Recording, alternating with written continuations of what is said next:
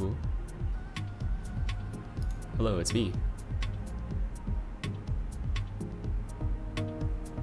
Don't mind me. I'm just kind of looking around, as they say. Alright, we're back.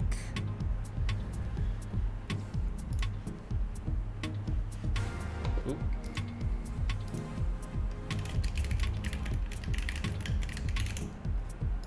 So welcome one, welcome all. Welcome to the stream. I'm gonna do something really quick. I'm gonna do something really quick. And that thing is this stuff. Yeah.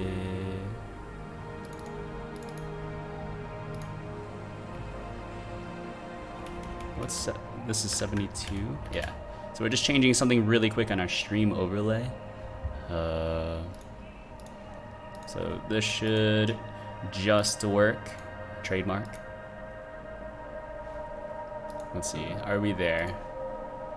Really potato stream. There we go. Look at that. It just works. What did I change? Changed the whatchamacallit? The lifetime of the little stream people. So that they last for a bit longer without dying. Actually, you know what? Let's yeet it one more time. Oh, hello, Insectlo. How are you doing on this fine day? Give me 1 second. I'm adjusting the stream overlay really quick. I'm kind of messing with the numbers. We're doing it live. So unfortunately, I turned off the overlay. But hold on, I can do it manually for you if you speak one more time. If you speak one more time. The pub sub is loaded, probably. Got him, dude. Alright, there you go. Welcome. You can also be upside down. Look at that. It's beautiful. Anyways. Don't ever say I'm not a very gracious overlord. What we're going to be working on today. Okay, dinner bone. Dinner bone. What? So I had an idea for a color typewriter. I've actually talked about this before on stream, but I've just never gotten around to actually trying it out. Dinner bone? Why am I looking up a dinner bone? Dinner bone. Eh? Who is this? Minecraft wiki? Twitter? Who is this? Nathan Adams, official Minecraft wiki. Technical director at Mojang Studios, who worked on Java and Bedrock editions and its launcher, and a member of the Bucket team. Adams was hired by Mojang on February 28, 2012 to develop the mod API. Common trip attributed to dinner bonus, he commonly displayed as being upside down. Oh. Oh, okay. Nice meme. And then we'll see my, nope. Look at images. Absolutely not. Sounds lewd. Definitely lewd. Looking very submissive and or readable in that picture. You don't get? No, I get it. I get it. It's a kind of a very niche meme. Haven't really paid attention to the Minecraft meta lore. But I get it. I get it. You're upside down, you're dinner bone. That's why I said dinner bone. Dinner one. Liat Suka. So the idea for the program that I want to work on today, it's gonna be really quick hopefully, is if you know how just a regular typewriter works, right? You click on keys and then the paper kind of moves over a little bit.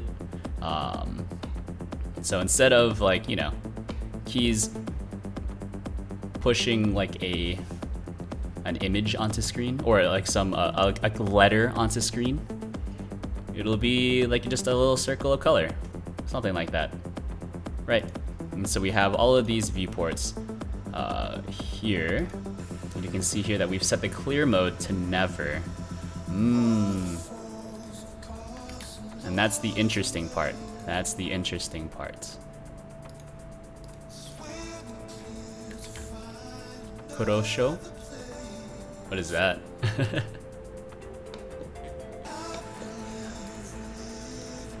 Alright, this is the paper container, and this just contains our paper that we draw onto screen, and we also have our actual paper that we'll be drawing onto. And so in terms of actually doing the typewriter bit, I think we're just gonna add a script to this thing here, the paper, right? And let's do one thing. Actually, I need to set up my task tracking properly. This is color typewriter. I have all my task tracking on my side monitor here, just so I know how long I work on each project. Is that a shuba with an umlaut? That's not an umlaut, that's a... How do you pronounce U with like a caret?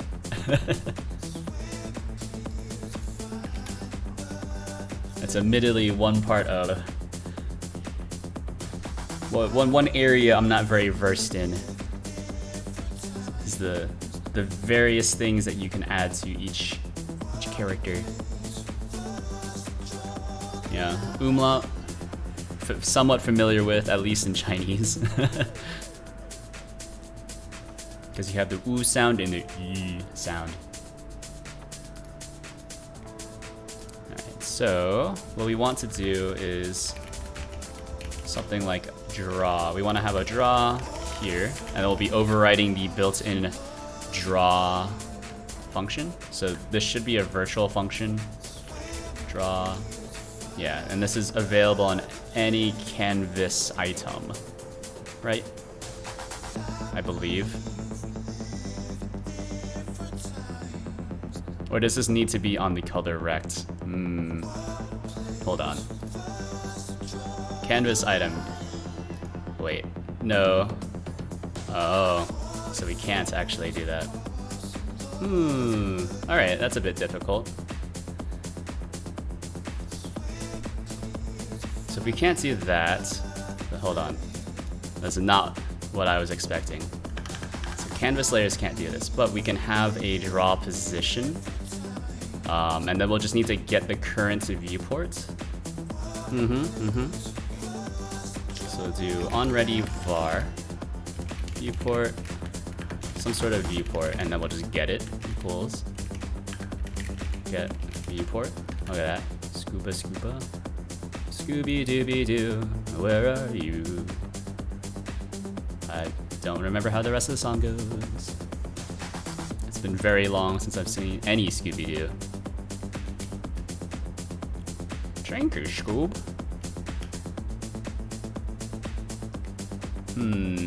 So we have a viewport, and then from this we'll be able to get our a few values, right? We want to get the I guess the size. So this is var width, height and width, height, some sort of integer, and this is some sort of width.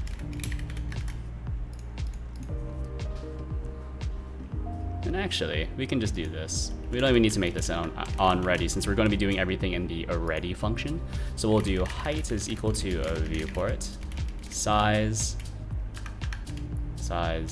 should be just an X or a Y. Right. And that should actually give me a float, but it's okay. We'll just truncate it anyways. Okay. And so here, process, this should be, we're kind of cheating the system by doing this, but ignore that. If input is key pressed. And we'll just look for a scan code really quick. 0. Alright. So we can do... Oh, we do need to grab the color rect. This is our drawing tool, the color rect. And then we'll be drawing onto that layer. Color rect is equal to... Just grab that. Color rect. Let's see, color. Draw... No, not draw car. Draw circle. And the position will have to be... I don't know. Let's just do height, width. Wait. Hold on. Yeah, vector 2. Width divided by 2. Height divided by 2. So we just want to draw something in the middle. And I'm just very slowly trying to figure out what exactly I'm doing here. So the radius... I don't know. Make it 10 or something. Who cares? And then color, it's going to be, let's make it salmon, my favorite color scheme. So I wonder if this will implicitly call a draw, or maybe not. Invalid get index size on base nil. Oh, that's right, because I didn't do this first. Viewports. Equals get viewport. Look at that, so we have entirely white screen. Of course, nothing's working. Always good. Set a breakpoint, just make sure that we're catching that. Yep, we're catching that. And so on this color rect, I wonder, can I call update on this color rect? Yeah, I can just call update on that. Okay, cool. Let's try it one more time. Ooh, oh no. We have many errors. Drawing is only allowed within inside notification draw function, or draw signal. Draw signal. Really? What is the draw signal? Draw signal.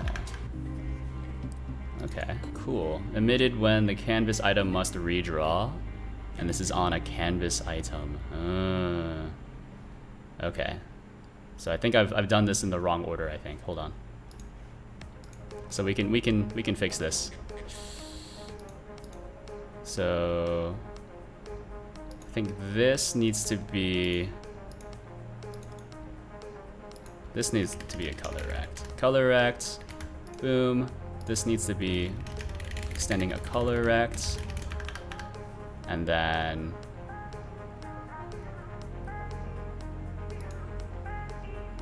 yeah, okay. And then inside of the draw function here, let's just do something like this. Yeah, okay. Then paper container. This will need to have a canvas layer inside of the viewport. And then, okay, so this is what our node hierarchy will look like, right? So we have our main display. And this is just kind of a test display for now. I think the idea is I'll just move this into 3D, because that might be cool. Or maybe we'll just keep it as 2D, who knows. Then the paper container contains our drawing implements, or drawing container, paper container. So this is just a control, viewport container. Then we have a viewport, which we have set to clear mode never, which means that, so usually clear mode is always, so that you have the illusion that things are being moving across the screen, like you can kind of see here with the kind of like stream avatars just kind of moving across. If I set the clear mode to never, then they would just leave like a line of themselves as they move across the screen. And then canvas layer inside of the viewport, and then we have our paper. Yes. And then here, this should work, right? Something like this. Right, so we go here. Look at that. It draws once. And then we can do,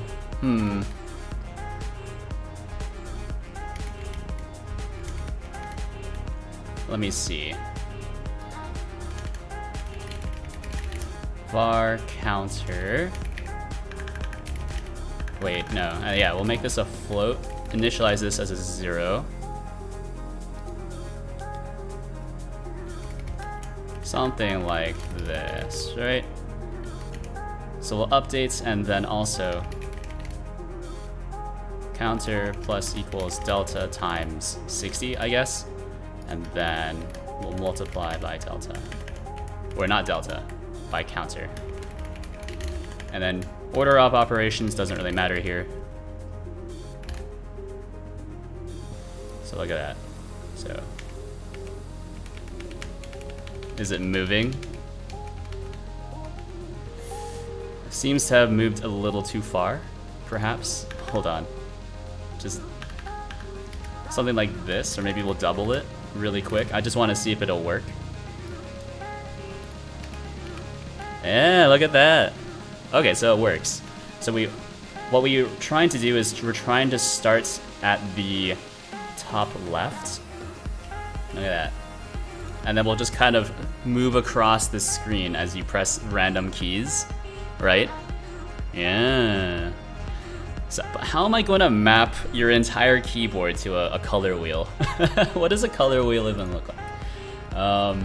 I guess we can do like, I'll try to follow this color scheme, and I'll just have to map like I think my keyboard is fairly indicative. Actually, no, my keyboard is not indicative of what most people's keyboards look like. What am I talking about? What's lewd? How am I lewd? I mean, it's possible that I am being lewd. I got that, the pheromones going at all times. Something, something. Radiating strong DILF energy.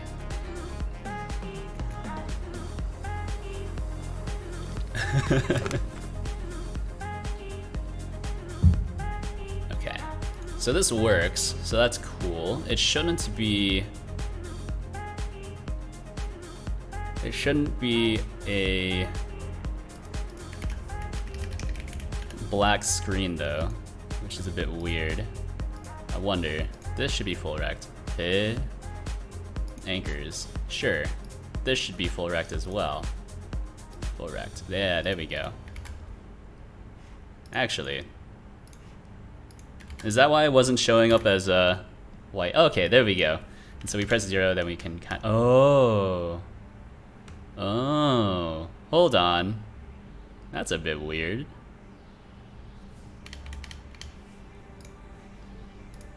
So I wonder if we should do something like this instead. So this is the color. So color rect it like this, and then this thing can just be like a regular old control. It doesn't even matter where it is since it just draws by itself. So you can see here. Oh no. Anchor. Let's adjust these manually. It works, trust me. All right. Oh no.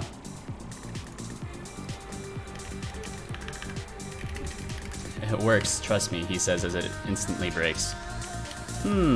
Okay, so it's not redrawing correctly anymore. It was only redrawing, I don't know, update mode disabled. It has something to do with its color rect, right? Yeah, see, that's correct. And we got rid of this. Oh, it's because,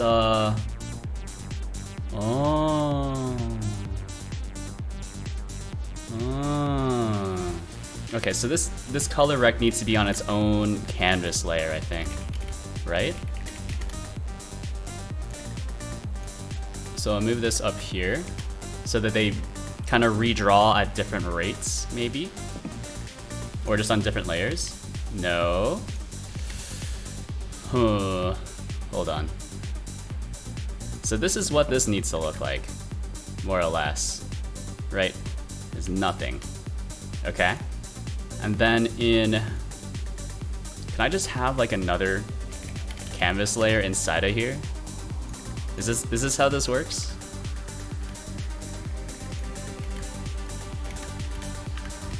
Because I want to have a white background, more or less. I think that would be neat. Yeah.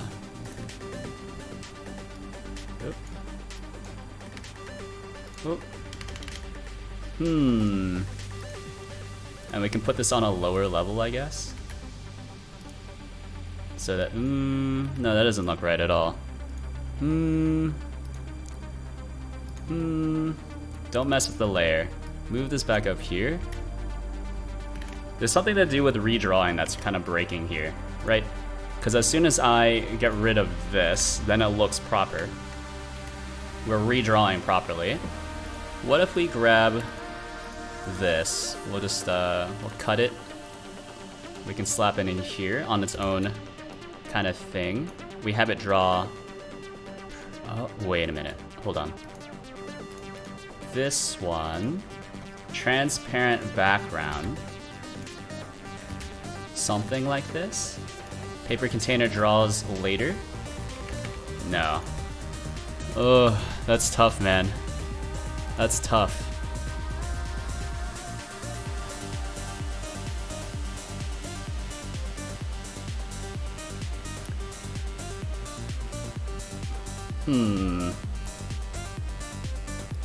Alright, what if we do something like this? So we have just a control. No, just a canvas. Yeah, just a second canvas layer, I guess. Canvas layer, right? Second canvas layer, and this will be our paper container that we were kind of working with before. Then we have another canvas layer. Yes. And then here, flip. Nope, that's there is no flip command. That's get with the times.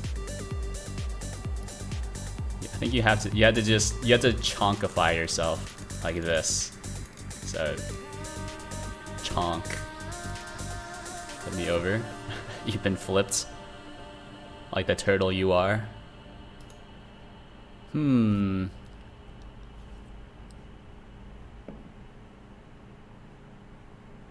What if we have two viewports that both don't redraw? Hold on. He's thinking about it. So we have a viewport container. Full rect. Second viewport. Right. Bear with me here. And then this viewport has a color, has a canvas layer inside of it. Second color rect. And this color rect expands across the entire thing, right? Actually, and let's actually cut all of that and just slap it into here. Look at that. Look at that. Then set this viewport to just never redraw as well. I feel like this might work. Be a bit jank. Oh my god, it works. A hello knock. Oh, congratulations. Finally lucky. Shit worked. I'm proud of you. Happy for you. Is there a way in Godot to programmatically set up your, I guess, your keyboard key bindings? Godot set input. What's it called? Set input map.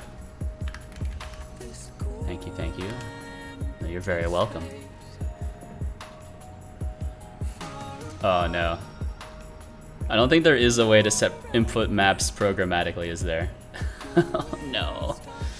Oh no. Alright, let's try to think of a programmatic way to do this. Probably hello. Sick taxi, bro. Let's see. Unhandled key input. How does unhandled key input work? No one saw that. Input event key. So what does this give me? This gives me pressed. If true, the key state is pressed, so we can, oh, okay, so we can just listen for the scan code. So the idea of what I'm trying to do here, right, is I'm trying to listen for which key you're currently pressing and then kind of map it to this kind of color palette over here. But what I don't want to do is have to manually set up every single key. That sounds painful. I'm thinking I might have to do that though. Is there a way to count up? Like get next character in keyboard layout? Can I get keyboard layout from Godot? Godot. Get keyboard layout.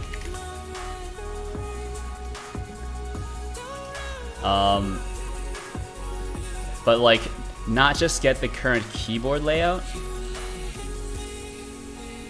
but like the position of the key in the keyboard layout. That would be fantastic. Because I think a lot of these are just like, how do I detect the keyboard layout and then change controls, which I can do. Alright, this is on March 3rd. This looks good. No. This is not what I want. I think you'll need a list of keys regardless because there's weird keys like home, delete, etc. Well, I think I can... What I can do is I can just limit it to be like character keys. So I don't really care about other layouts, especially since I don't actually have I don't have weird keys on my current keyboard layout either. So right now I just need to support QWERTY. QWERTY. I have a very bad feeling that I'm just going to have to do something completely manual. So like, we'll do like a, what is this? This is an input event key. So input event key. All right, so check this out, match. Event. Rip Dvorak. Who needs Dvorak? I just use ABCD layout. All the keys are just they just increment up the alphabet. Easy.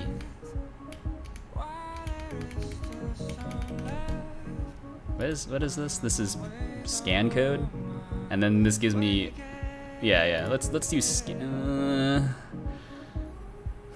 What if we just do scan code, right? So scan code gives you an integer. All right, bear with me here.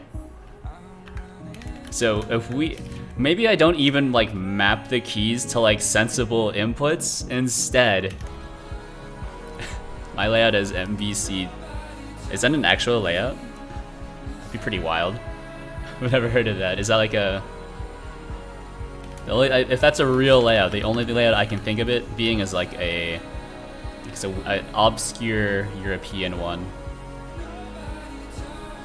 But here, think about this. So we have our event scan code, right? And our event scan code is an integer. I can't type with this, so I fall back to QWERTY. Nice. I think using QMK, you can create any keyboard layout you want. So, I suppose if you're into the custom keyboard building scene, which I'm not really, but I use a weird keyboard as well. I use a Prionic. Mostly can't type with it because BC's is not real. Yeah, you can make it real, right? Just look up QMK keyboard editor if you want. Yeah.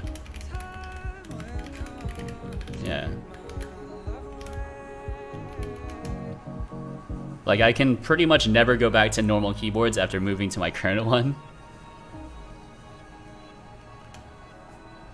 Because I've just memorized all the kind of control characters already.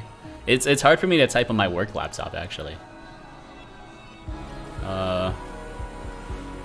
So let's see. What we want to do is do like a... maybe like a var current color, right? And so we'll set it equal to color 0, 0, 0, 0, 0, 0. Can we do that? And then I don't... I could do one of these. Well, no, let's just keep it at this, so full transparency. Right? Color from... yeah, I don't need an alpha. And then when we do value, we'll do like current color dot r is equal to value. Let's keep it more or less incremental, I guess. So like that. Actually, no. Then these all need to be at least 1. Otherwise, this makes no sense. What? What? Current color. Alright, do you see what I'm doing here though? So on every single unhandled key input, which is pretty much going to be all of them, we'll do on every single unhandled key input, we'll get your scan code, multiply it by 10, and then we'll call update, basically.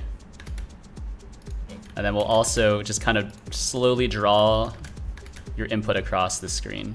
And there's no delta though, hold on. Oh, we can just have like an incremental amount, right? So just increment by 5, I guess. So no longer have this process function. Something like this. It could be a keyboard layout. Yes, exactly, and that's what matters. Don't let your dreams be dreams. All right, so check this out. All right, nothing's happening. Hold on. So focus, no. Mouse, no. How do I just get your my dreams died long ago? Did you become? Sounds like you're an adult. I'm happy for you. Alright, so have every single control ignore inputs. Then these also need to ignore inputs. Or what if we just have this in like the regular input function, right? I'm wondering. Maybe that'll work. Yeah. Is there just like a... because there's an unhandled key input, that implies the existence of a regular key input. Please. I have no confidence in learning. Sounds pretty good. My dreams revived yesterday. Is it even called log something? Yeah, well, it should be working, right? I don't think it's being logged. I don't think it's being called at all. That's the thing. So oh, no, it is being called. I'm dumb. So it is being called. But we're not actually, oh, you know, well, counter. Is it because it's jumping too far then? Is that what it is? So it should be just +1. So it is being called. Interesting. I think the color you're setting is just white. You know what? That's very possible. That is very possible. Okay, so we go back to this color rect. We'll just make it black instead then. If I'm just setting white. Oh, yeah, it is being called and it's way too high. Oh, okay.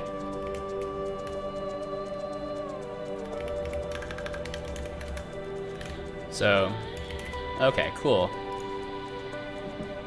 Why is the color always white though? Oh, is it because, because color takes a value from, it's a float.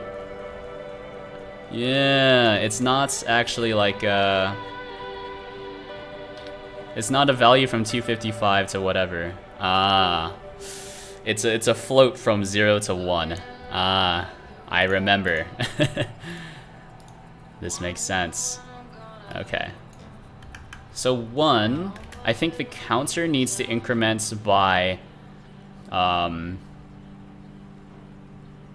value between the, you know, the width. Scan codes are not small numbers, yeah. That's tough though, right? Because I feel like if I don't do it via scan codes... Wait, hold on. Hold on. Just divide by 255.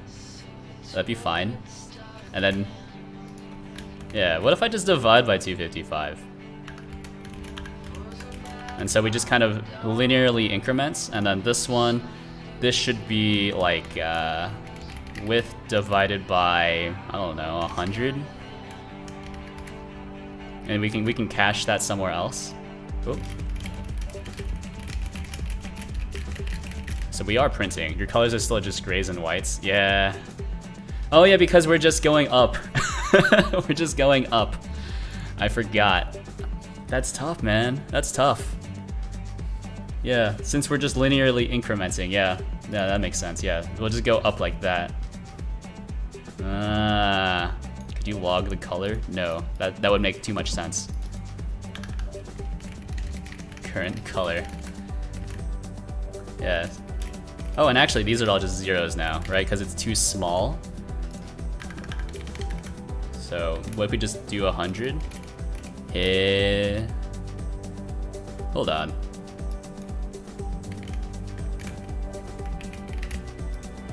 Figure out what the scan codes are for different keys. Yeah, well, I know that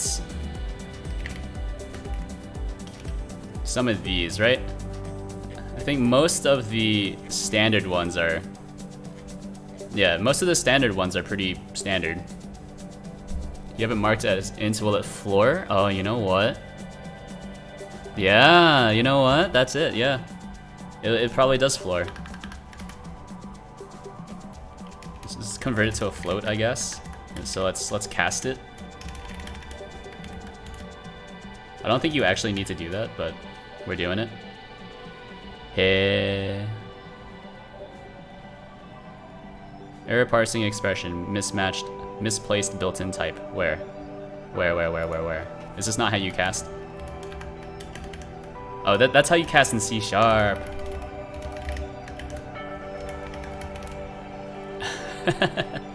That's how you cast in C#, okay. Alright, so we are doing stuff, and it should be just grays. But I'm not seeing anything being written. So what, it's probably this part right here. So let's go counter. Let's go back to the tried and true 0.01. Look at that. Look at that. So we can just draw across the screen diagonally. So I guess this value was not enough. Oh, you know what? We need to have, well, 1 width divided by 1,000. I just want to see if this will work. It's still way too high. What do you know? 10,000. Still way too high. That's crazy. What is this, 100,000? Yeah, there we go. Just recalculate every single frame. And then here, we'll need to have like typewriter style. So this will need to be, I guess, your X counter, and then we'll need to have a Y counter, so X counter. What I could do is also just store this inside of a vector too. Divide by 0. That'll give you infinity. We'll probably destroy our reality as we know it. That's why they don't let you do it, man. The computer scientists, they're onto us. Y counter. Float. Also 0. Only yours? Yeah, possibly. Possibly. Alright, so I think once we tick over, so here we go, right? So if X counter is greater than your width, then we'll do x counter is equal to 0, and then our y counter will be equal to height divided by a large number. What is this number? I can't. I see many zeros and my mind just kind of blanks out. Something like that. No, 5. Something like that. That's not how you spell height. And so should probably actually start it on screen, but okay. So what is my x counter?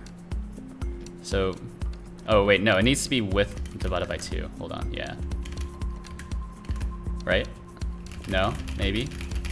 I haven't actually thought about the implementation at all. It just felt right. Yeah, okay.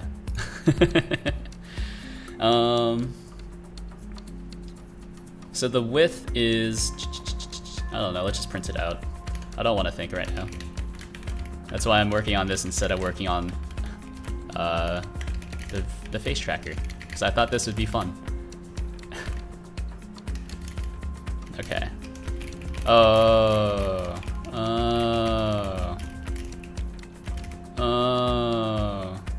Okay. Oh, wait. What am I doing?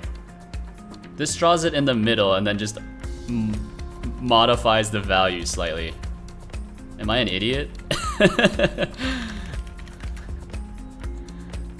I'm an idiot. Okay, so we just need to. What am I doing?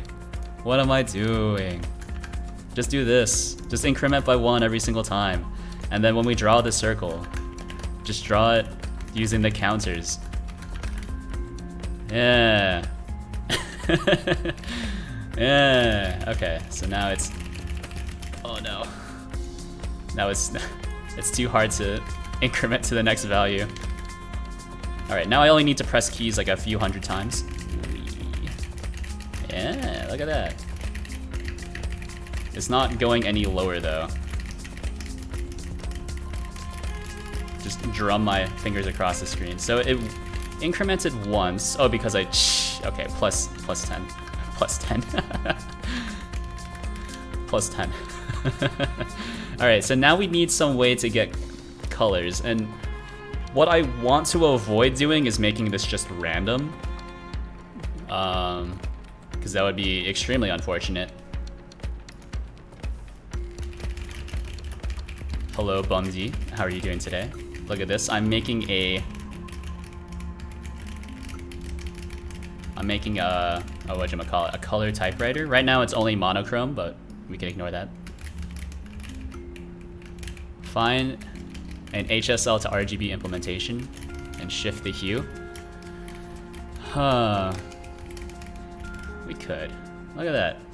I mean, it does give you a pretty consistent color every single time. If you wanted to draw something like monochrome, I guess this would be how you do it.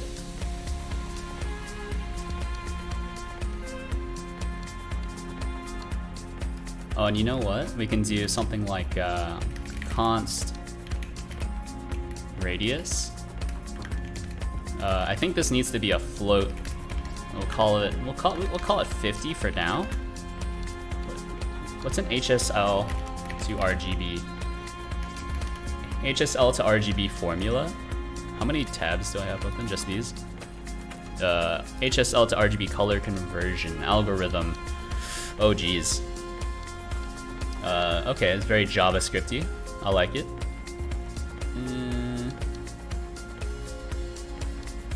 Doesn't Godot have those built in? Does it? I don't know.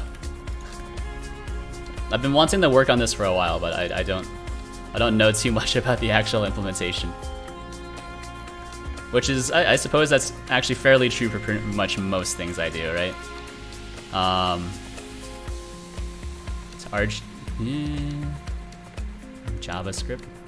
I don't mind JavaScript. Be careful, you're in the presence of a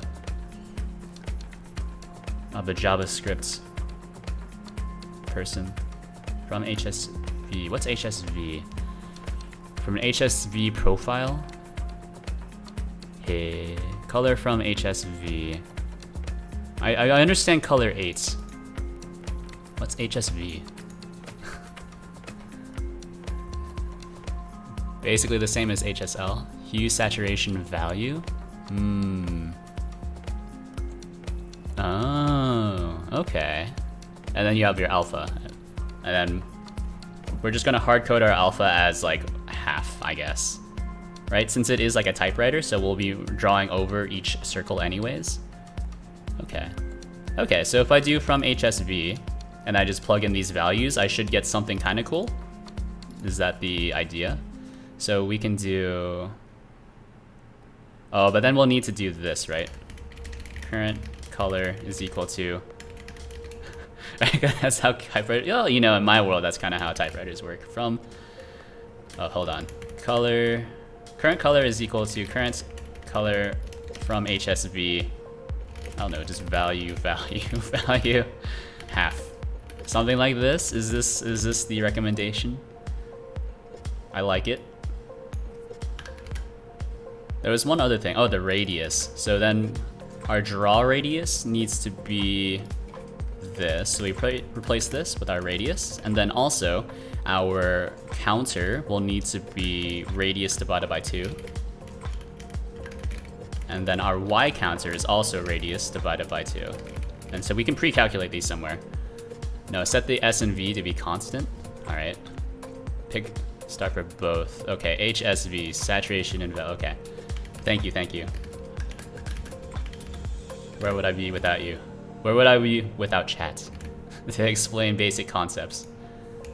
Ooh, look at that. Ooh. It's mostly the same colors, but...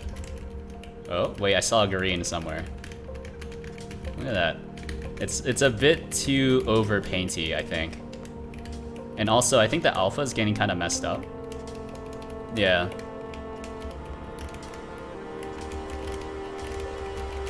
Look at that. What is a typewriter? Is it like word writing games or real life typewriter or like dialogue like writer? It's like an actual real typewriter, right?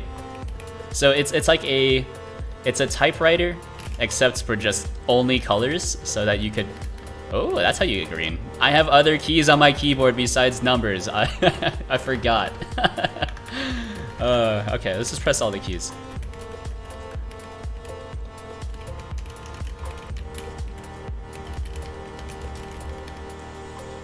See, this is why you need a better mapping method. You just can't use scan codes. Yeah, that's tough. All right, so you press keys and letters spawn like a typewriter. Yeah, well, not a letter, a color spawns like a typewriter. So the idea is it's like an art program, I guess. Right? And so, I guess that's the hope. Why is the alpha so borked? I have no idea.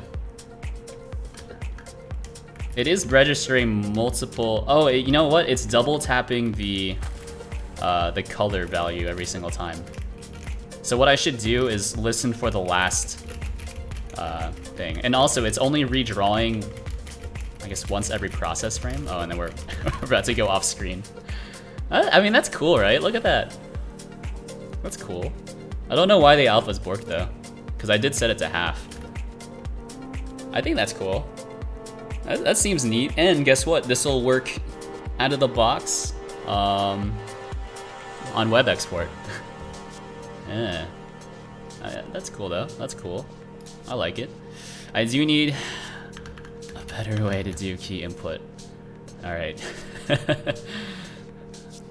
So, unfortunately, the only idea I have for doing key input, the only idea I have for doing key input is just a big match. So we'll match on the scan code, and then we'll do key. What's the Q key? Q. Something like that, and we'll just go across the entire QWERTY keyboard. Or what I could do is I could go into project settings and I guess make it so it's not hard coded to QWERTY. But then I'll need to basically double the amount of work. Yeah, but I don't know why the alpha is so borked. And then I also need to do this. If y counter is greater than height, then we want to do y counter is equal to 0. Something like that. Write a script to write it for you. Oh baby. Code generation. Do I really look like I'm that smart? That's a trick question. The answer is yes. I could probably do it.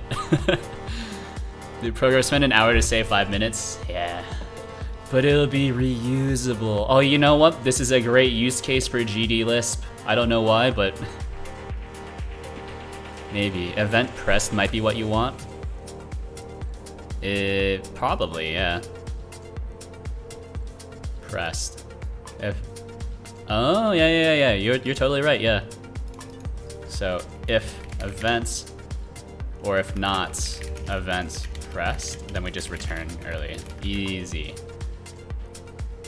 Also, let's see if this works. So we go boop, boop, boop, boop, boop.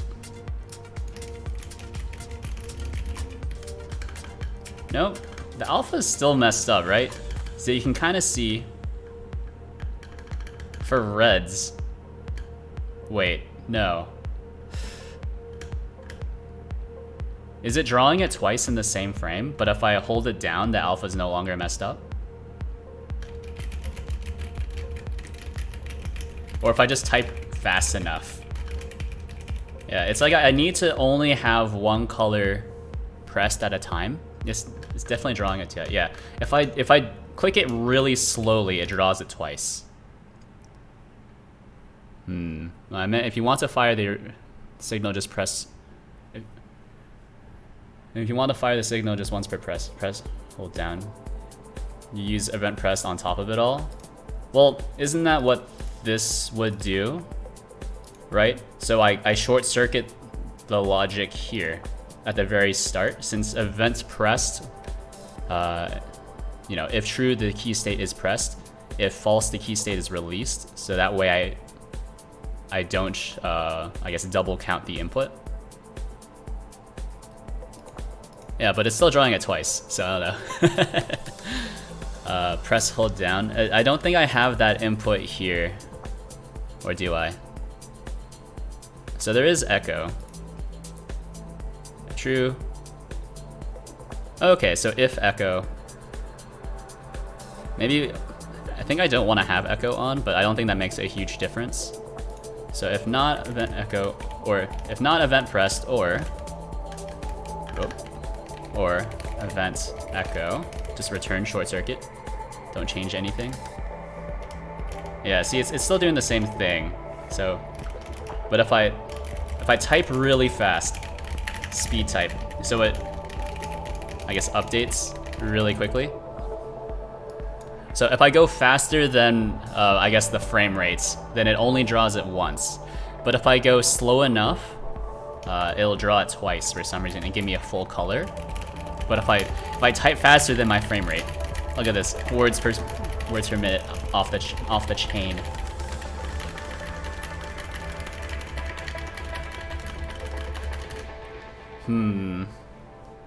Yeah, I don't know, because right, it does make sense, right, that this does short circuit here. So, but I'm drawing twice, and I wonder, does this update call? No, because I'm still able to get, you know, half filled in circles here, right?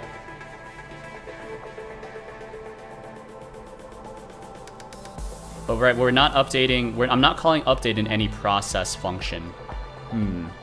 It's only on key input, and we should be short-circuiting.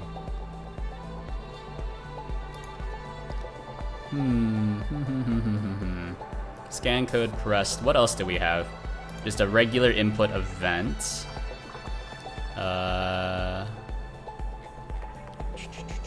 Input event action.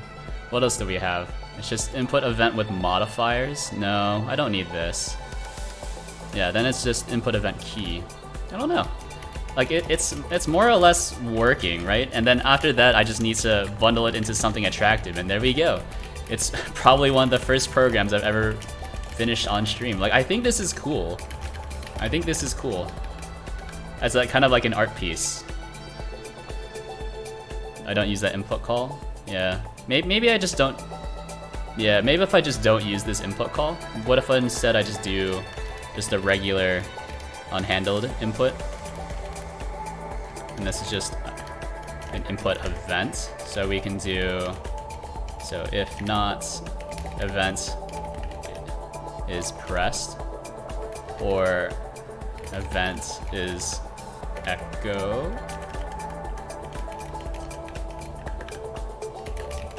return.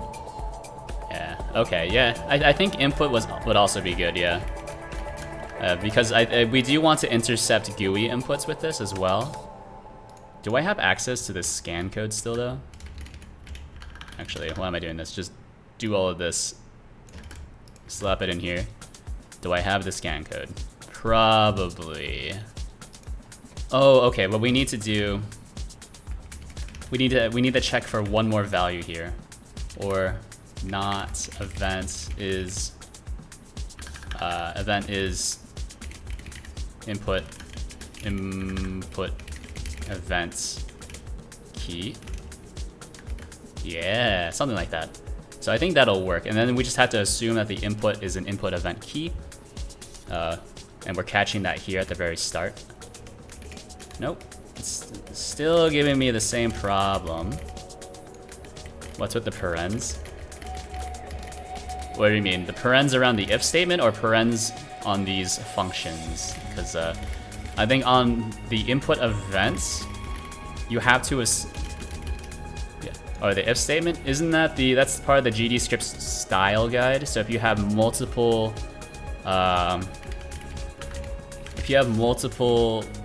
arguments in your if statement, you're supposed to use params. Let me see. I'm not crazy. I don't think I'm crazy. If trailing commas, line lengths.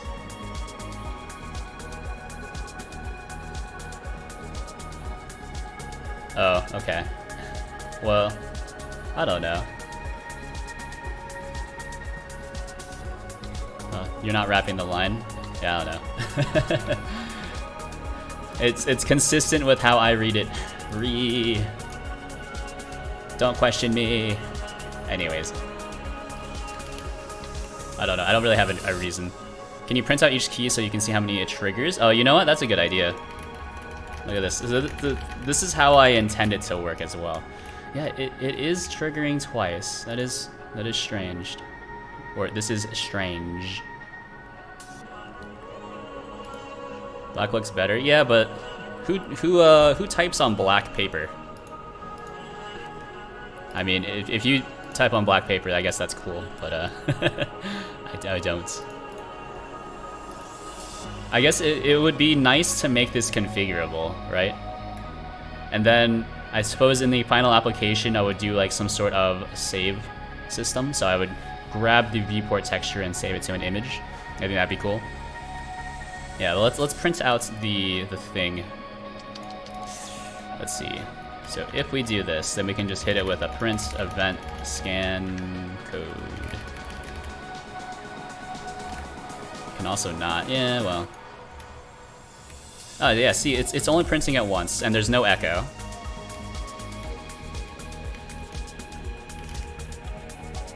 Yeah, just art. Yeah, but maybe you would want to save your art. Yeah, this is weird. This is weird, right? You can see that I'm gonna press Q once, and then it gives me, you know, one of these. Log the color before you draw. Okay. So at the very least, though, I've confirmed that we are only printing once, or we're only firing once per key. Change the alpha to 20. The alpha is 0.25. Yeah. 0.25. Yeah, it's just always 0.25 here.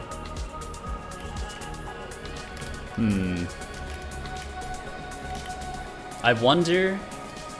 All right, hear me out. So what if I just change the alpha here?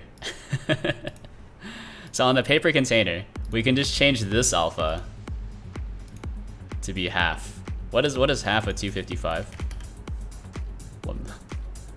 Remove the color randomness. Yeah, I think removing the color randomness would be nice, but the problem is I don't have a good way to assign colors to each key, if that makes sense.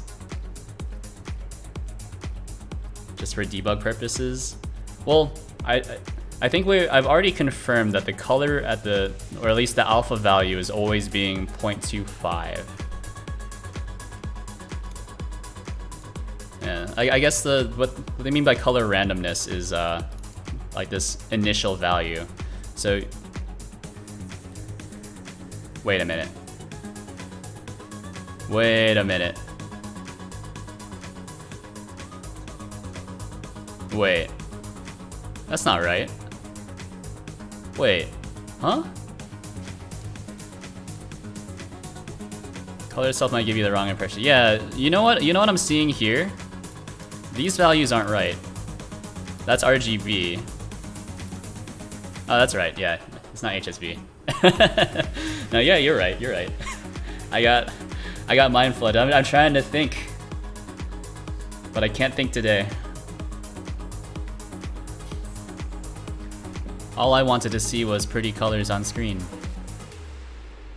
Alright, but oh, you know what? Is it this? I kept this in. I forgot to comment it out.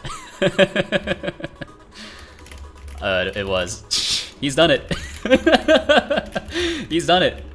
I forgot to take out the second handler, so it's firing twice. It's okay. So I still don't. It should have worked with this other handler still. I don't really know why, but at least just using the regular input works. So, oh, so actually no, that's false. I'm lying. It's because I did this. It's because that was not it. It's because I turned the modulate down. I'm a liar. Yeah, we still have the same problem.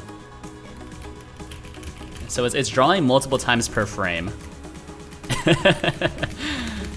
I'm dumb. I changed something and didn't mention it on stream. Yeah, but if you just fire fast enough, I wonder.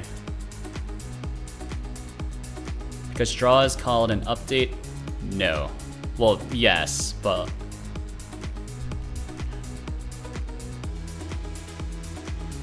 you know what? What if I do this? If I move this piece of code. So update is required for this function to call. So draw, things will only draw once unless you call update. So it's really only used for custom drawing. But what if we do this? What if we do this? So I move where this stuff is called. Actually, you know what? Let's bring this back. I don't like having this. This is more specialized. So we do this. So I change what is draw called? Draw is called once per, I actually don't know when it's called. It's called on the next frame after update, I think. I forget how the event loop actually works. No, okay. But see what I'm thinking. I don't know. Okay, so it didn't really help it at all.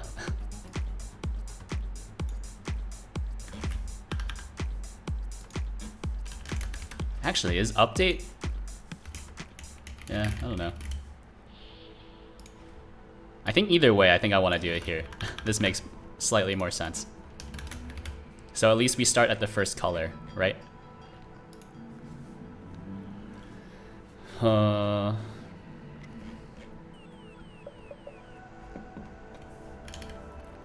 X counter is equal to radius divided by 2. And we'll do the same for the Y counter. So we start on screen, slightly on screen, I guess. Wait, no, am I crazy? Yeah, I don't know. I think the order of operations is fine, right? But to get around this issue without having to, I guess, mess with it too often, we'll just do this. Right? And then we'll just create each color value from just 1, right? Full strength RGBA or HSV. Yeah. Actually, we don't even need to pass that in if we're just passing in a 1. Can you put the call in ready so it's called just once for test? Yeah. We can hit an update. So it'll draw like a black circle really quick. Maybe not. Actually, 111 is white, right? Alright, hold on. Yeah. Oh, you know what? Wait, no. Hold on. I need to stop changing this. Let's go back here. Reset the modulate. Yeah, see, we draw once. And it's already, it's full strength white. Right? Oh, you know what? Hold on. We're changing too many things. Alright, so 0.25. We'll change this to 0.25 as well. Alright, see that? Okay, that's still full strength white. You know, I can kind of see it. I can kind of see it fade in. Right, I'm not sure if that's visible from your screen, but I can kind of see the color fade in before it. I can see the color fade in. That's what I'm trying to say.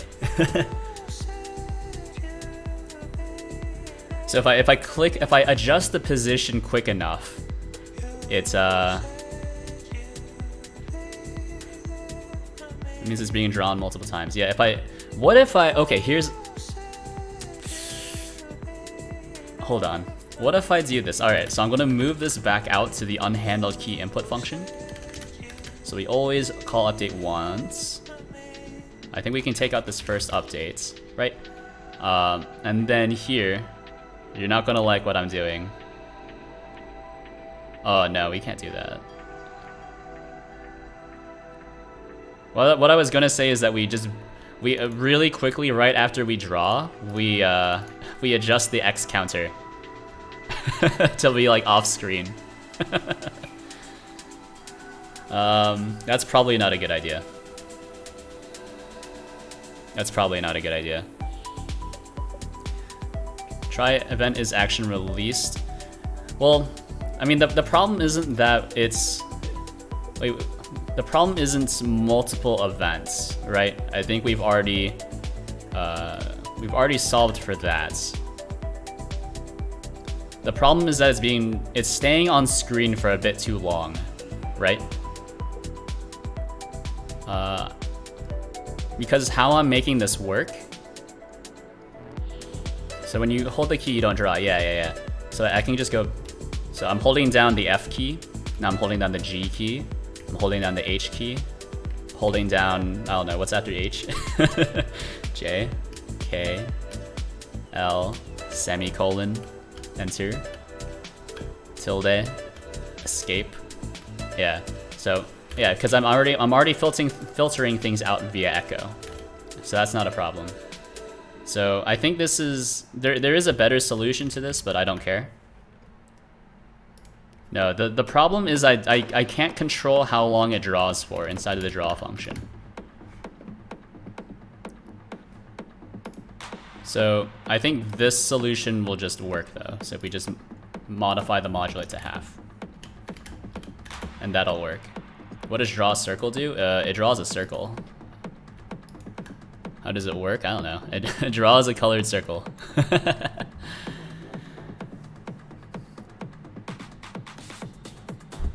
It draws a colored circle. I don't really know how else it works. This is a canvas item method. Yeah, it's a built-in. If bool is true, update. Well, we're already only calling update once, right? I can guarantee that's only being called once. The problem is that this function lasts too long. It lasts too long. But I don't really have a way to get rid of it, right? Because of how this viewport works. Is that it's... Oh wait, hold on. What if we do this? No, doesn't seem to work. Okay, I don't know. Use a queue? Well, I don't see how that would work. Every key event push onto the queue. And then, okay, and then... Well, that still doesn't solve the problem of...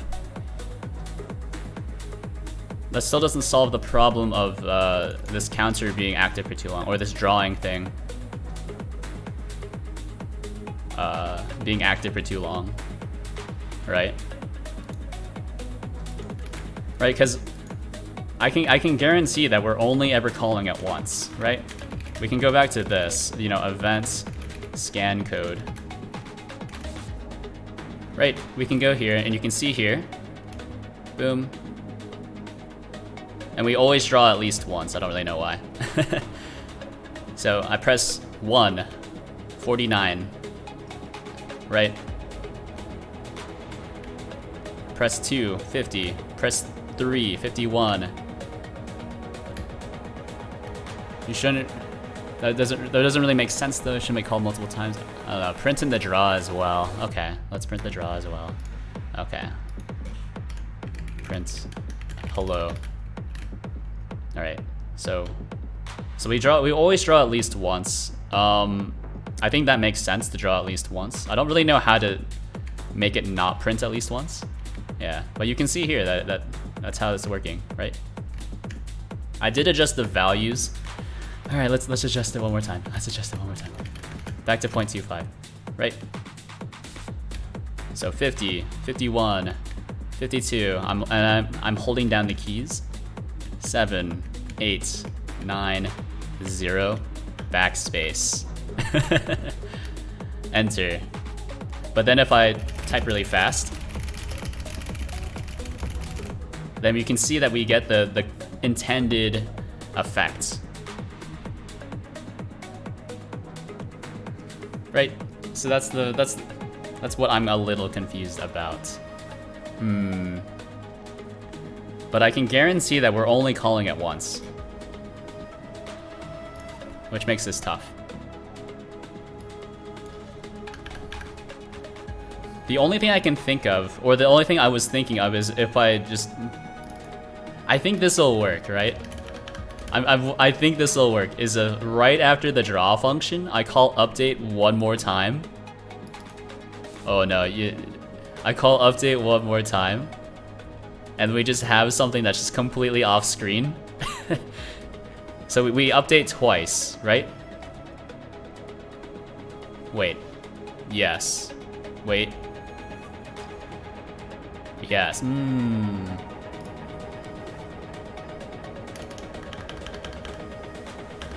Hold on. Wait. Yeah. So we have two update calls here. Update twice. However,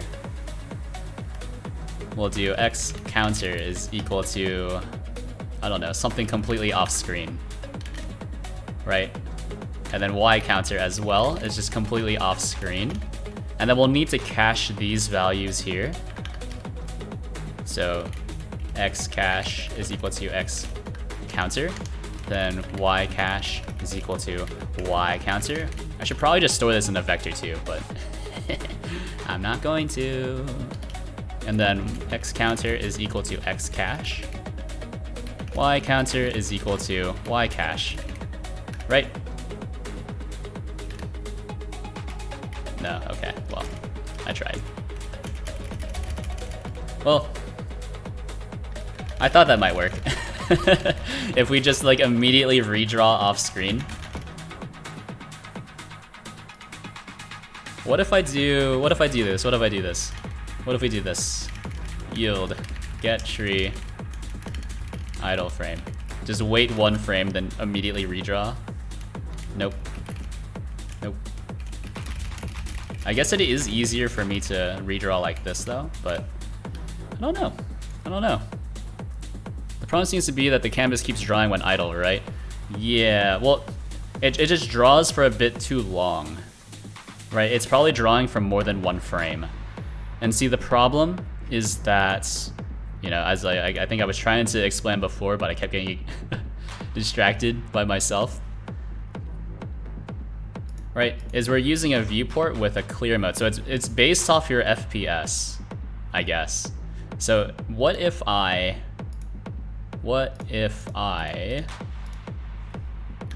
just lower my FPS?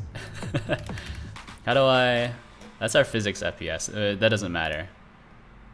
Is there a way for me to just set like the regular frames per second? Frames per second. Quality. Batching, no. Application, run. Frame delay. I don't know, 1. Do you think this will work? I feel like that might work. Doc says it only calls once. Yeah, but does it only appear for 1 frame? Or how often does it appear? See, that's my question. It's clearly appearing too quickly, right? Because you can see I'm able to get some transparency if I just press it really, really quickly. If I press it really, really quickly,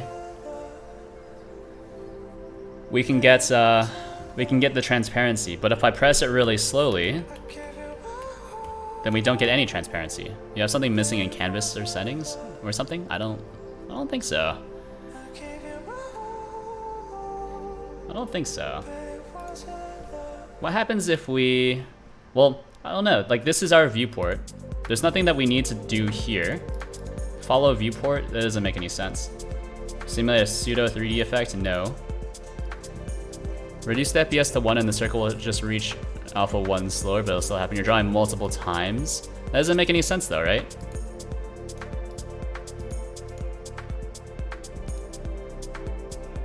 That doesn't make any sense because I've already verified that we're only drawing once, right? If we do this, we're drawing only once. At least I'm only making these calls only once. What I need to do is I need to flush this color somehow, but I don't know how to. You know what? You know what? What might be a bit easier is if I just create a sprite. What if I just create, yeah, use a sprite, yeah. I just use a sprite. Please welcome icon.png to the field. Alright, so yeah, I don't think that's how draw works. Yeah, I don't know, man. I mean, it says overrideable function called by the engine to draw the canvas item. And then you need to call these functions inside of draw, otherwise it breaks. Either way, let's get rid of this. Instead, what we're going to do is we'll grab the sprite, onReady var sprite, and this is our drawing sprite. It's queuing draws and the engine is drawing at every frame. I wonder if it's like a bug, and then just no one was ever dumb enough to do this. I wonder if this is a bug. It might be a bug. And I'm the only person dumb enough to want to, I guess, want to paint like this in Godot. Well, I think there are other people who have done drawing programs in Godot, but I don't know if they've ever made transparency work. I feel like I have seen it before though. Anyways, let's grab this. Well, actually, yeah, let's just turn off the sprite. And so sprite.xCounter. Oh no, actually, we'll just do in the, I guess, the process function. We'll do sprites dot, I guess, dot position x is equal to x counter. I'm starting to regret not slapping these into a vector too. This is low level, so I assume everything else that draws uses this. Yeah, I don't know, man. I mean, I can guarantee that we're only calling these once. I'm not sure if I'm doing anything else wrong though. It's possible. It's possible for sure. But I think the easiest way to do this right now is we'll just flip it on and off. So here we'll do, I guess, sprite visible is equal to true, maybe. And then in the process function, we'll just flip it off. It's equal to false, maybe. I should probably have like something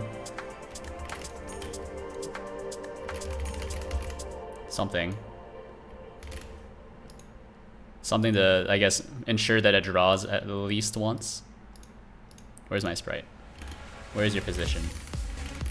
Oh, your position is incrementing very rapidly.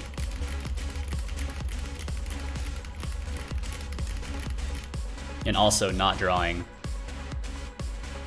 So, I don't know. I mean, attached to the sprite, right? We'll do should toggle off. Some sort of bool. False. And then we'll just have these two things here. So, if sprite visible, then if should toggle off, then sprite.visible is equal to false. Otherwise, else should toggle off is equal to true, right? So using this system, so we should toggle off. Yeah. So using this system, we set the sprite visible to true. So if the sprite is visible, then we check to see if this flag is toggled. And then this ensures that we'll draw for at least one frame. Or one physics process frame. Oh, you know what? I mean, it works. Look at that. We are skipping a few if we go faster than the process, but that's fine. I suppose I could fix that by using an event queue. I don't want to use a queue. But we can do it. Sprite.modulate is equal to current color. And then I'll change this to a circle later on.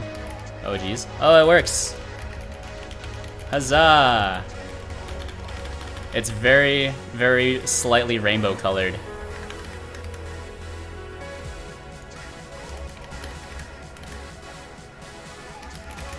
Yeah, I mean that's neat, I guess.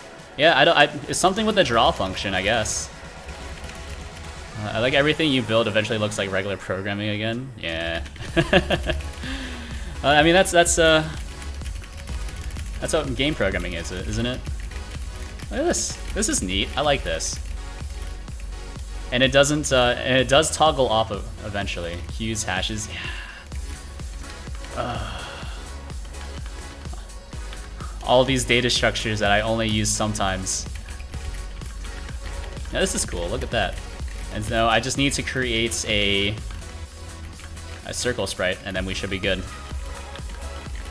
Because I don't think there's a way to draw a circle primitive. Oh, you know what? Maybe I can. Maybe I can. You know what? I've got another idea. Can you use a proxy sprite, proxy texture? Yeah. That's what I was thinking. That's what I'm thinking. So when we go into here, user interface, we'll just create a random control node. Actually, you know what? No. We'll create a node 2D, and then this will just be our circle. This will just be our circle entities. And we'll attach a circle.gd to it. And then here, func, draw. And we'll just draw once. Oh, and I guess we'll need to have a color that we assign to it, right? So this will be draw, circle, draw circle. I guess we'll also need to pass in a position, I guess. Well, actually, no. It'll just be our own position. Yeah, our own position. Radius. I guess I can pass in a radius. So var radius when I construct it. So this is some sort of float. Who knows? So this is some sort of radius, and then color is going to be color, I guess, yeah. And so we'll have var color which is a color. Look at that. No, that's a good idea. Well, we don't need to have any of these, right? All I need to do is go into entities. We'll grab this path. Looking at the visual server now. Yeah, there's probably a way to do it in the visual server, but yeah. All right, we don't need the Godot sprite. I think that makes sense. We don't need it, but it's good to know that we could use it. So circle, this is some sort of packed const pack scene, and then we'll just preload it like this, right? And then in our ready function, we'll just put it here since we're trying to replace our sprite with this. So this is our circle, some sort of node 2D, right? Here we'll do circle is equal to big circle instance. Yeah, that's not how you spell instance. Instance. Yeah, actually, are colors reference counted, or are colors reference values or values? Wait, are they references or colors? Are they passed by reference or passed by value? I think they're passed by value, so I'll need to update it every single time. Well, that's fine. Circle dot color is equal to current color. Circle, it's just a tuple 4 bytes. That makes sense then. Radius is equal to our radius. And then we'll just adjust the position of the circle, I guess. Yeah. So actually we should do this at the bottom here. So circle dot position. You know what? Since we're already doing this, var counter vector2 is equal to vector2 0, and then we'll do counter dot x is equal to radius divided by 2. Counter dot y similarly. Wait, why am I doing that? Wait, yes. Alright, goodbye. Then anywhere I was using y counter. Alright, so this needs to be circle dot position is equal to, I guess, counter. Alright, so x counter, y counter. So this needs to be, let's just rewrite this really quick so I don't miss anything, right? So counter x plus equals radius divided by 2. You know what? I do need to cache that. So this is like half radius.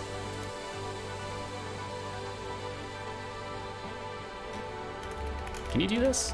Radius, float, or no, this is half radius. Half radius is equal to float radius divided by 2. Can you do that? A calculated value like that? Okay, cool.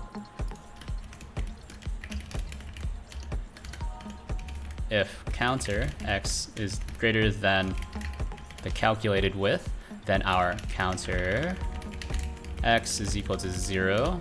Then our counter dot y plus equals half radius.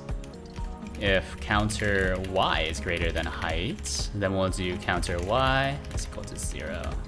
Beautiful. And then here we'll need to do circle dot visible is equal to, wait a minute. Yes. So circle needs to start off invisible, right? Then circle dot color is equal to current color, and then also circle dot update, right? Because we do need to call the draw function inside of that circle. So circle position is equal to counter. You know what? Let's grab all of this. So we'll just rewrite all of this from the sprite stuff. So if circle visible, then if should toggle off circle. You can use init AB in circle. It doesn't really work for text scenes though, right? Although, do I need to have an associated scene with it?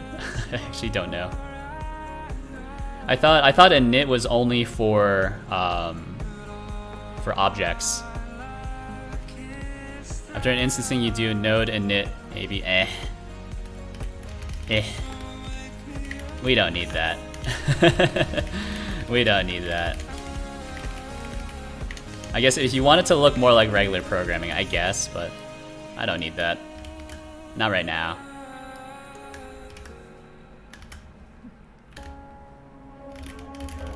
Alright, so it's not working though. Hold on. So does it ever... What is the circle position? So I had this working with... it's good practice though. Is it? I don't know, like it doesn't feel like a real constructor. Like I guess it does make sense if you just want to have a constructor that you know works. Oh, you know what? Oh, I forgot to add it. Add child. Yeah. It's good practice if you always want to remember to call it a constructor, but we don't need that. That's too fancy. Yeah, look at that. I appear to have messed up something, but it is working. It's going a bit too far off screen. I think. Yeah. So why is it going so far off screen? Did I write something incorrect? I think that's very possible. So the counter should be... It should be setting its position every single frame. Not even every single frame. Even in between each frame, it's setting the counter. So it's something here that I messed up. So half radius, I've just cached the value. X plus half radius greater than height. Is it the position? Okay, so what if I do just global position, right? Global position, so we'll do circle global position. That doesn't make any sense though, because the position corresponds to its position within the thing. Yeah, see, that's pretty weird. Oop. And we're getting some kind of weird artifacts as well. Yeah, what is this? it kind of wrapped around somewhat.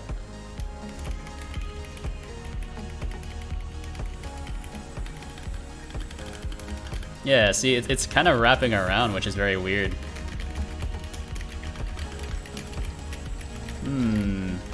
Just kind of face rolled the keyboard.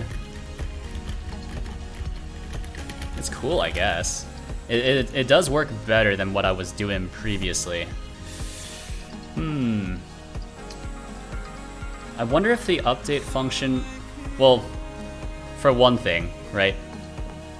Let's go back to just using the X and Y counters. I know these work. I don't know what's going on with that. Circle dot position. So I should just be able to use the regular position. Something is wrong with the counters, I think. Circle position Y counter. So that'll work. Get out of here. Nope. It's something to do with the node then, huh? Right? Something to do with the node. Yeah, something to do with the node. That the position is not updating correctly now. It's always something. It's always something. Alright, I'm off. Alright, take it easy, nah. Thanks for tuning in, hanging out. Support is always appreciated. Technical or otherwise. See ya. Hopefully this should be fairly quick. Said every programmer ever. Yeah, so if we just bring back the sprite, or you know what if we just bring the circle in? So I don't even instance it in like a normal. That shouldn't have any effect. Print the Y value? Yeah. I think I should just do this as well. So we'll do onReady. Already var circle, which is some sort of node 2D, and then we'll just grab the circle like that. Yeah. Why would I not do that? I don't know why I was trying to be fancy with it. Yeah, the circle color, circle radius. The radius never really changes. The color does change, but we do set it every time we do something. Yeah. Hold on. I want to see if this makes a difference. Yeah. I know the X value is just being dragged off screen for some reason. That's tough, man. That's tough. Yeah, we could just print out the Y value, or I can just inspect it here as well. So we look here, the position, 50, 75, 100, blah, blah, blah. Yeah, you can see that it's toggling on and off within the thing as well. Yeah, okay, so the position...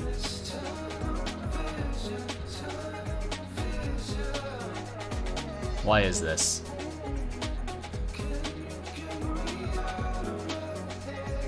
Why is this? Is it because... Oh, it's because of something inside of the circle script, isn't it? Draw a circle position.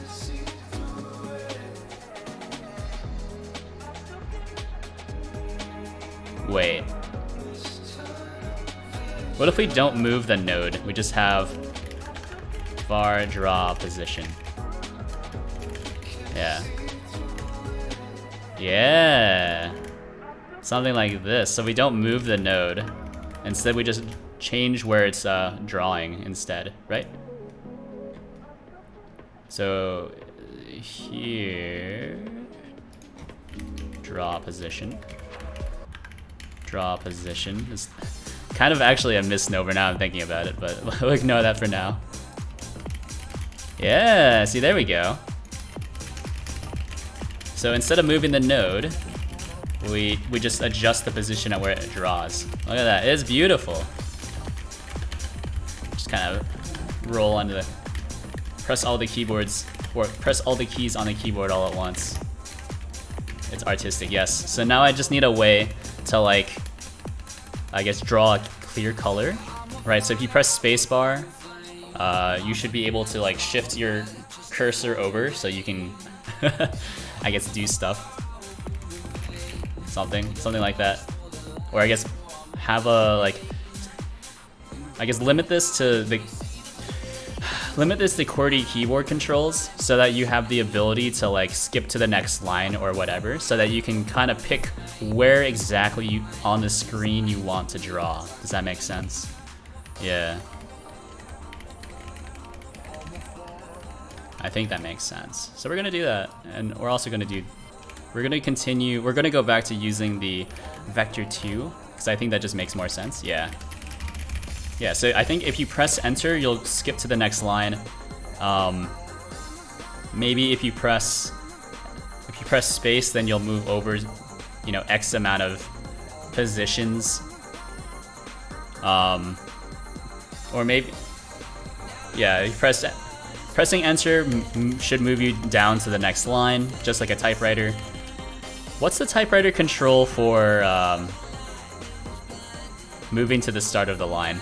I don't think that's what tab does. What if you press maybe you press backspace? Because one, there's no ability for me to, I guess, get rid of things, right? So, like, literally, like, in a physical rendering sense, I don't have the ability to backspace, right? Unless I, like, store the previous texture, which would be kind of weird. Yeah, so there's no backspacing, just like a real typewriter. The manual way you can do it, yeah, well, I'm not sure how you would manually undo in this one. I guess I would have to, like, build in a control to, like a white space control, like a whiteout control. So if you ever click on the thing, we can just call that whiteout. Have you ever used one? I've never typed on paper with one. I guess I have used one. I thought it was kind of cool. I was like, wow, it goes click clack. That's cool. So basically, I've seen one in a museum. Used for years? Oh geez. It's fancy. It's fun and annoying. All I know is that they go click clack. And the little mechanism inside of it's pretty cool. But I'm a little too young for typewriters, unfortunately.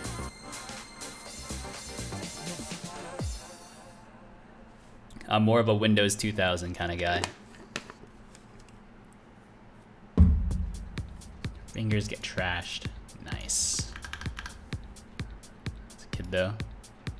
That's still like, typewriters are still being used like 70s.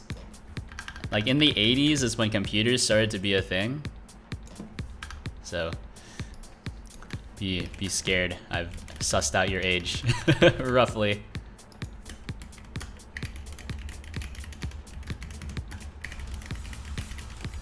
Okay, so draw position, counter. Okay, so this is where we're at. Yeah, look at that. So what I think I'm going to have to do is, for every single key, I'll have to match the value, and this will only work for QWERTY until I think of something better. I'm 37 or something. Oh geez. There's a fossil in chat. Everyone be cool. No, I'm in the second half of my 20s. So I'm a mid 90s.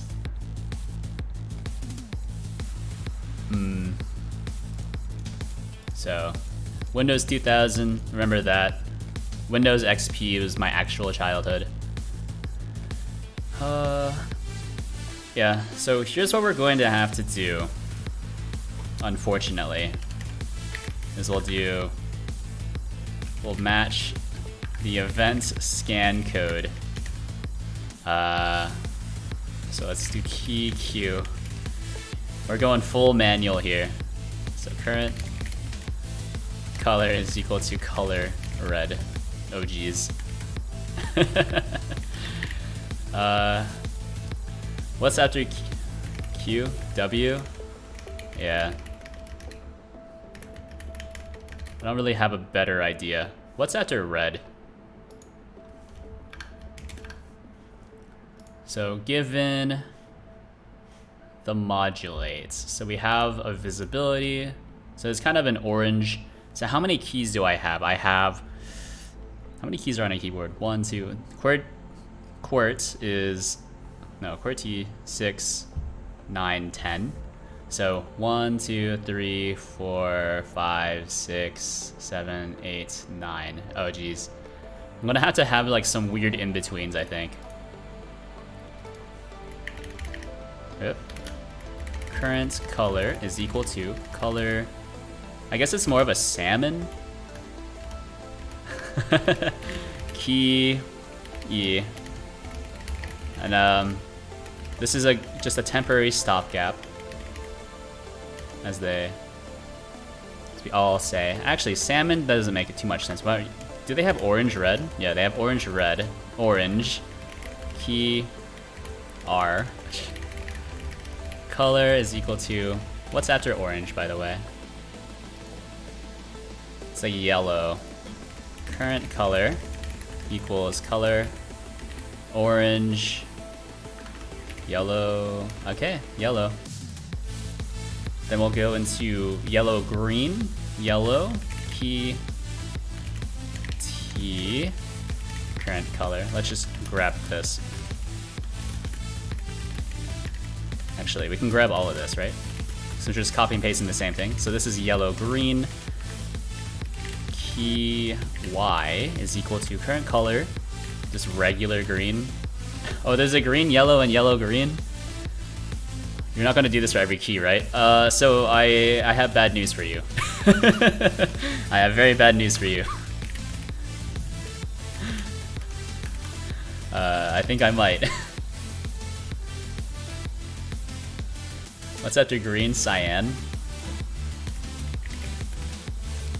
So I think the idea is the top level of keys will be your primary colors, or I guess your big colors, and then we'll just kind of we'll just shift some values after that. maybe we'll make it darker, so these are the brightest colors you can have, and then the farther down on the keyboard you go, the darker the colors get. Something like that. Yeah, I mean, I don't have a better idea. That's the problem, is I don't have a better idea. Right, because I don't have hue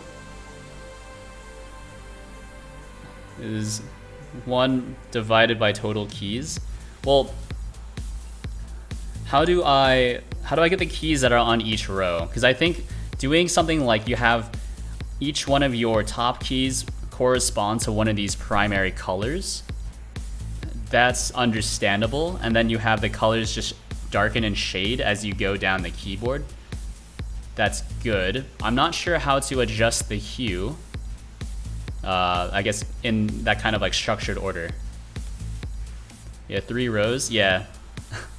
So there are 3 rows, and possibly actually 4 rows if you can count the number keys. So it's a bit tough.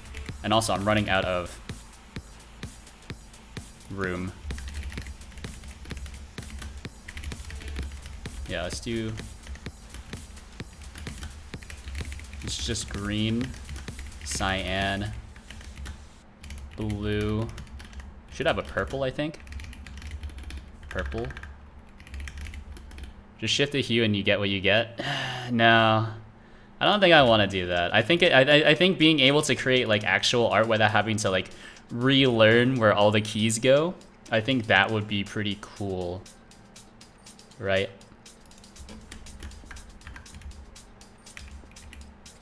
So I'm already at purple. Is there like a dark blue? So there's cyan. What's in between? What are some of the in-betweens I'm missing? There's pink.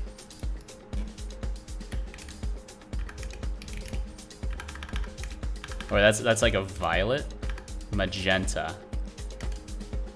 Yeah. And actually, I need 2 more in-betweens. Oh geez. Orange, red. Orange, yellow, green, cyan, blue, purple. What was this one? Magenta.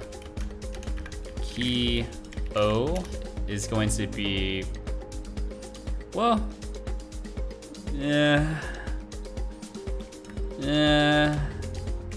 magenta. And then what if I just have like the very far right keys be like, oh, you know what? Yeah, black and white. Yeah, there we go. So, forgot those. So this is key P will be equal to just white, right? Color blindness, color name hue. Ah, interesting. Oh, interesting. I didn't know this thing existed. That's neat. This gives names. Yeah, that's cool. Well, anyways, I think I got most of them. I got the big ones, right? I think some of them are still a little sus. So orange red, I don't know if we actually need orange red. I guess this is like a deep orange.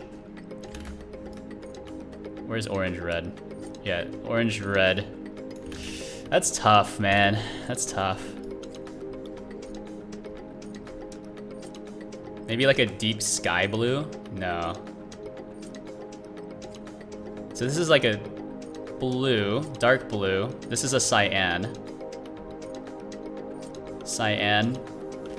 Deep sky blue. Then regular blue.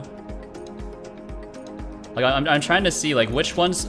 So like this is an in-between, right? Orange red is an in-between. I don't know, man. Orange red is 100% an in-between. And that's really the only in-between I have. Right, purple I get. Magenta I get. Maybe I should just have like a pink. Like what is this? Persimmon? No, that's orange. Malachite? So like Malphite? Indigo. Yeah, I need one more color. I don't like this. This one in between is kind of stinky. Anyways, but we can still do this anyways, right?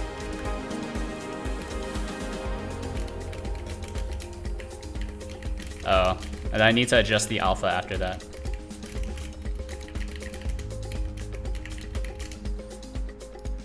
This is giving off very strong, like, orange to yellow note in-betweens. Yeah, I need to think about the in-between for... Well, this is orange, this is orange-red, and this is red.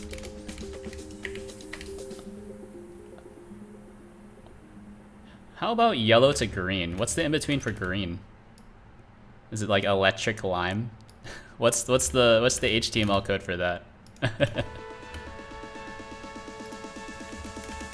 Current color A is equal to, we'll call it half. Right.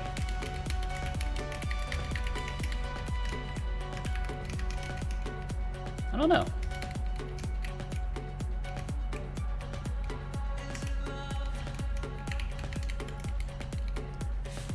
Why don't you use color codes? It's way easier. Oh, you know what? Yeah, that might work. Right? So I could do... Yeah. I suppose if I was just doing color codes, what's the red color code? And we'll just move up like that. Also, what's the error? Add circle to parent. Oh. Yeah, get rid of that. Really quick. What's the red color code? So this is 1. Well, so the reason why I'm just using color names is because I don't need to keep track of all the color codes. I guess I'm missing teal. Maybe like a tomato. I meant hex codes. I don't know about that. Like, well, I'm trying to keep it easy for at least me, so I don't get confused. And I'm trying to keep it to just like easily understood colors.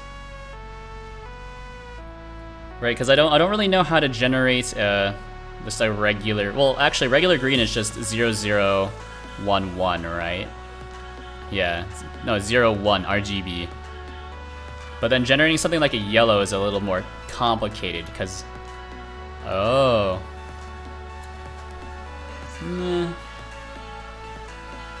I could, yeah. What's purple? What's magenta? Yeah, so purple is one of those. Magenta, oh, okay, so so this is what I can do, this is what I can do. Right, we'll go into, that's why you should use HSV. I don't know how to use HSV. Or are you saying like HSV? From HSV, I do something like this, right? So current color from, so I basically mimic this part, right? So current color from HSV, so hue is, okay. I think I didn't understand you the first time, that makes sense. So total keys, we have 10 keys. Something like that.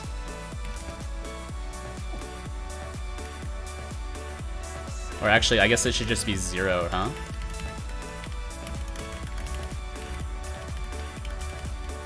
Then something like this. 1 divided by 10. And we'll just do this for all of them. And we'll go back and modify the number later. Wait. No, I have 10 keys, so this needs to be out of 9 because the first one is always just going to be 0, right? This is 1, 2, 3, 4, 5, 6, 7, 8, 9, 10. Yeah, this needs to be out of 9. Oh no. Just made a huge mistake. Let's just modify these for now. And we'll go back through and switch it all to 9. Because the first one must be 0.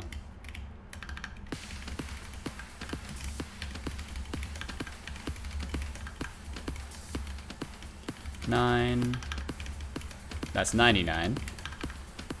And then after that, we can just copy and paste more or less for each row. I think that'll work.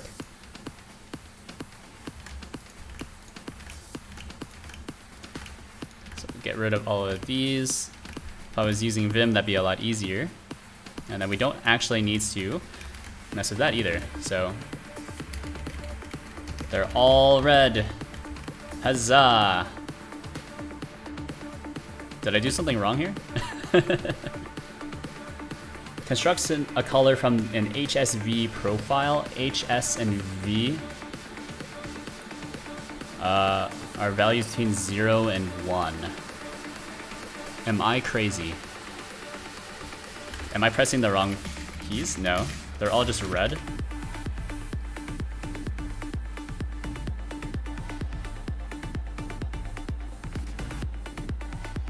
Thinking. I don't know. We'll hit it with another print. We actually don't need to print because I just store the color on the sprite anyways. Yeah, so it's all the same. So it's 255, is it? So from HSV takes a value. No, from HSV takes one of these things, right? So it takes one of these.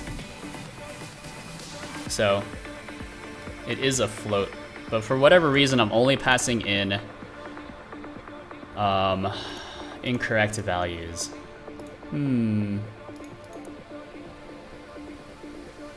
So let's see. Match event scan code.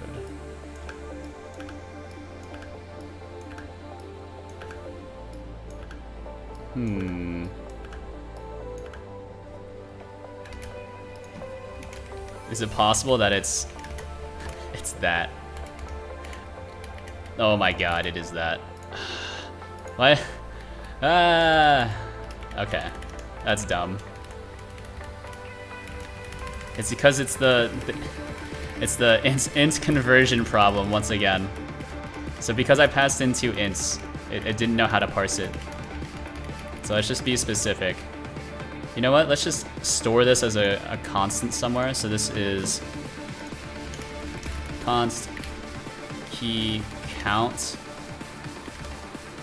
Some sort of int. So this is 9.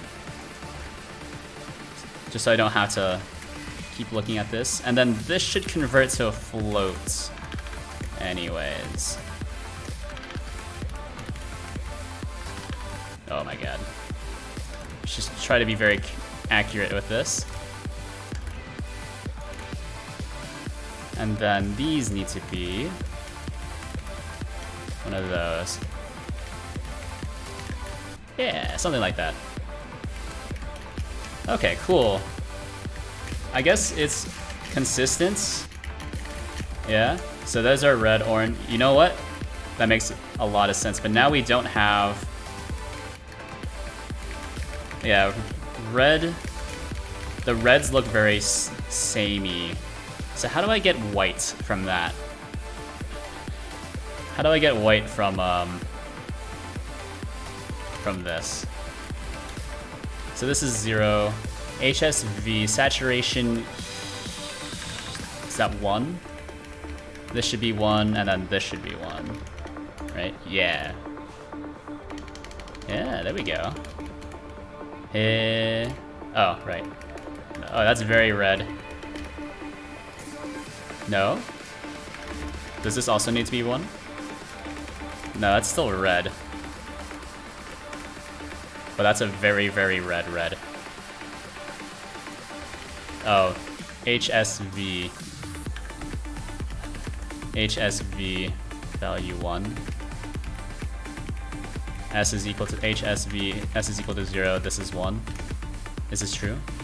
Oh, it is. Okay. Thank you. Cool.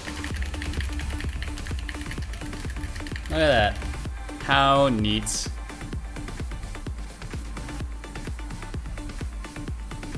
Oh, and thank you for the follow, unnamed chatter. Okay, cool. You know what? I think this is okay for now. Really quick so I don't forget. We're gonna push this. We'll push this to GitHub really quick. So we'll call this color typewriter. Made with Godot 3.4. Beautiful. I love it. And then there is just a license already included. So when I push this, this will be available under Apache 2 license. So git add all, git add, git ignore. You know, actually I've noticed that when people do a git add all, they usually do like git add all like that, using a flag instead of doing the star. I don't know. I've always used the star though, I don't know why.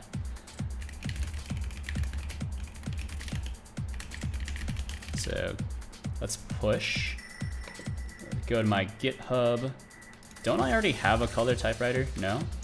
I thought I made a color typewriter repository somewhere. Color typewriter public. Why using 3.4? I guess why not, you know? The real reason is that I just have a lot of Godot 3.4 copies because this application requires Godot 3.4 because of the enhanced GLTF loading it has. Otherwise, I would have to use my own custom build of Godot. Add origin, one of these. All right, let's push. Please, master. All right, send it, and there we go. Look at that. It's available here. If you want to check it out for yourself, I think it'll still work in Godot like 3.3, which is the current release. So you don't need to worry about downloading the latest beta or compiling it for yourself.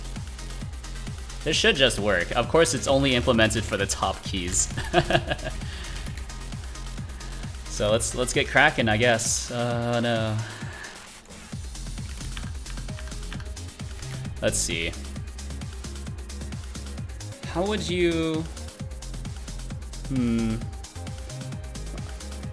I guess what's the HSV for black? Black, HSV value for black.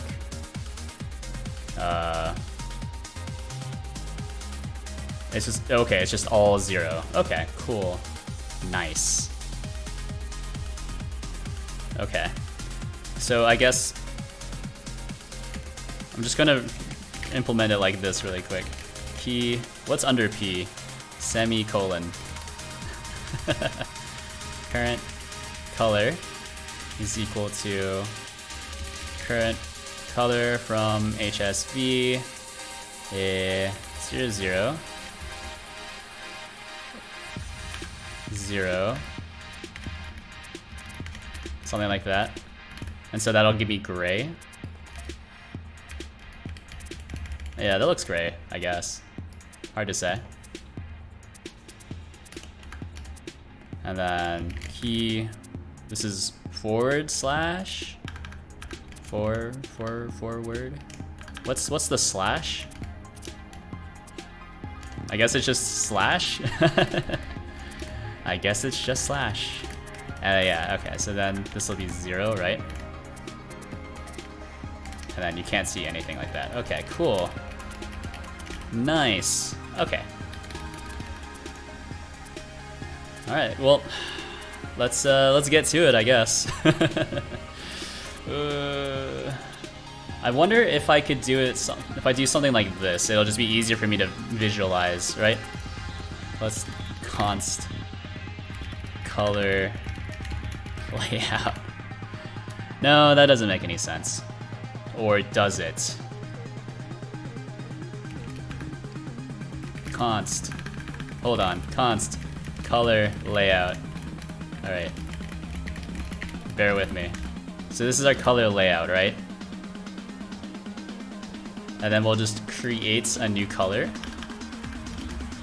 So this is var col, which is some sort of color new, then color, oh geez, color, hello?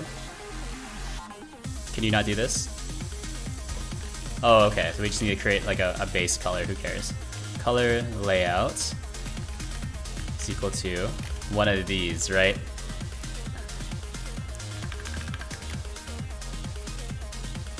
Constants must be assigned immediately. Okay, well that's fine. Then we don't need to make this a constant. We can just color layout var. It's gonna function like a constant, right? Color layout, right? And then what I'm going to do here is do hue, and then I think I'll lay it out in, I guess, a 3x10 layout, if that makes sense. So color from HSV, and then we'll grab this from HSV, right? So I just need to like kind of look sideways at it. So Q, A, actually, A is going to be roughly the same, right? So we'll just go kind of like go down the rows, if that makes sense. Oh, and you know what? So that was 1, so we can just do this as 1 as well, right? Change this to be 0.5, and then Z will be this. So it's slightly better. It's still completely locked into being QWERTY, but it's a bit better, I guess. So color, layout, hue. So hopefully this still works, right? Yeah. So there's our red. And then for this, we can do key A is equal to current color, color layout A, right? So it's like a dark red. This is a, I guess, a very bright red. And then let's implement Z. So it'll be somewhere here. Key Z is equal to current color is equal to color layout Z. So I'm just making sure that everything works. Oh, now you can't see it. That's not how that works. Yeah, because this is just black. How do I get a very dark red? I guess 0.25 would be pretty dark. Or 0.3, this will be 0.6. It's not quite exact, or not quite how it should be, but we're doing it. All right, then we'll grab this. Yeah, so now we're just kind of getting into mindless typing now, because I need to copy everything over.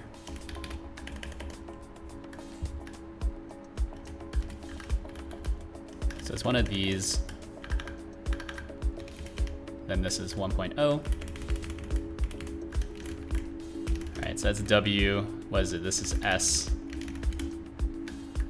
And then this is going to be X. There must be a better way. There must be a better, more programmatic way of doing this.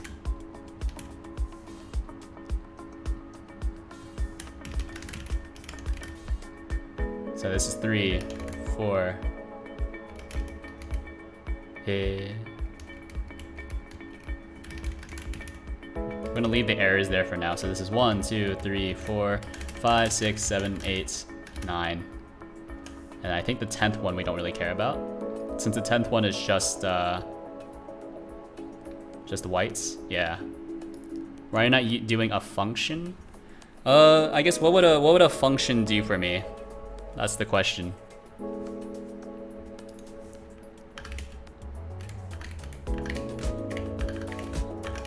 I think if there's a good reason to use a function, we'll definitely move to using a function.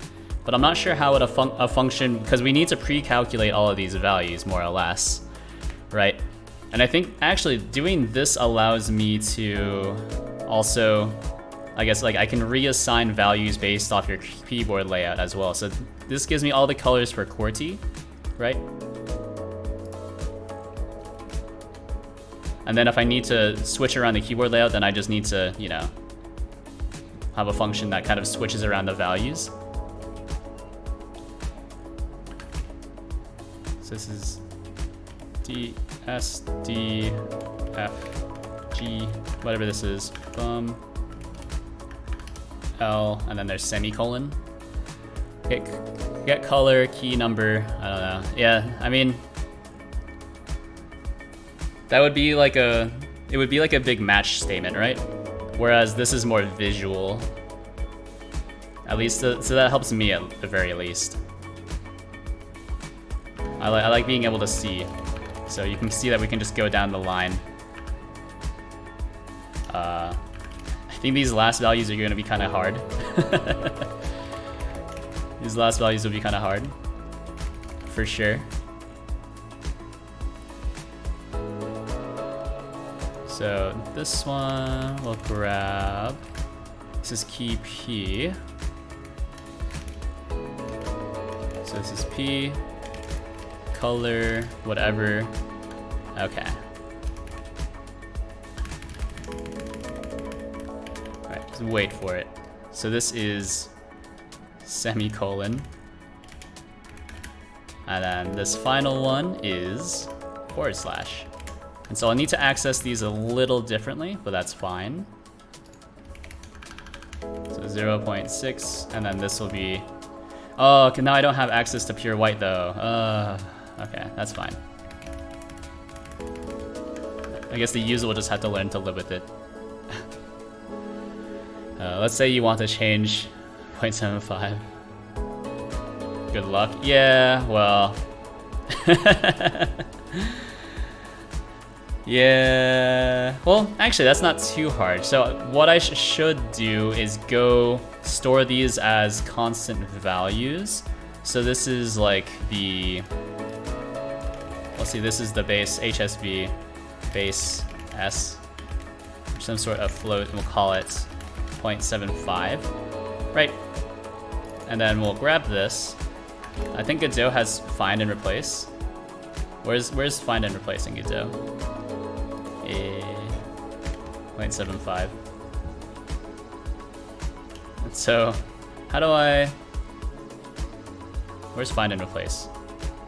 Isn't there find and replace? So Godot, find and replace. In menu. Where? Search. Replace. Ah. So it's gonna break really quickly, but that's fine. So this one needs to be set to 0.75, and there we go. Easy.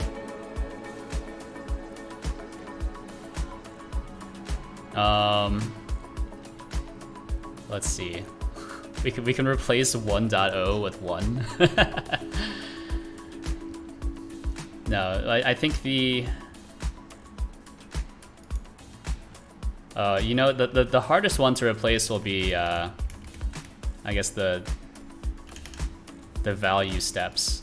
So this is like const value step 1. So this will need to be a float. So this will be 1.0, right? Const value step, or I guess let's call this v step. V step 2 float. So a step here, and it doesn't make a lot of sense to step all the way down to 0. So I don't feel bad about doing this. So do this. I think it was Control R. Was it Control R? Search, Control R, yeah. So we want to replace 0.6 with v step 2. So replace all, then this needs to be set to 0.6. Copy this, replace all. then change this back to 0.3. Beautiful. And then the only one left here is this one here. And this one is not easily found and replaced.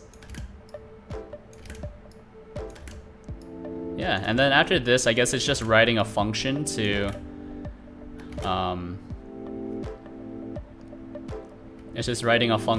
switch around these values based off of your current keyboard layout. Yeah, I think that makes sense. Yeah, and then also I guess I need to have opacity.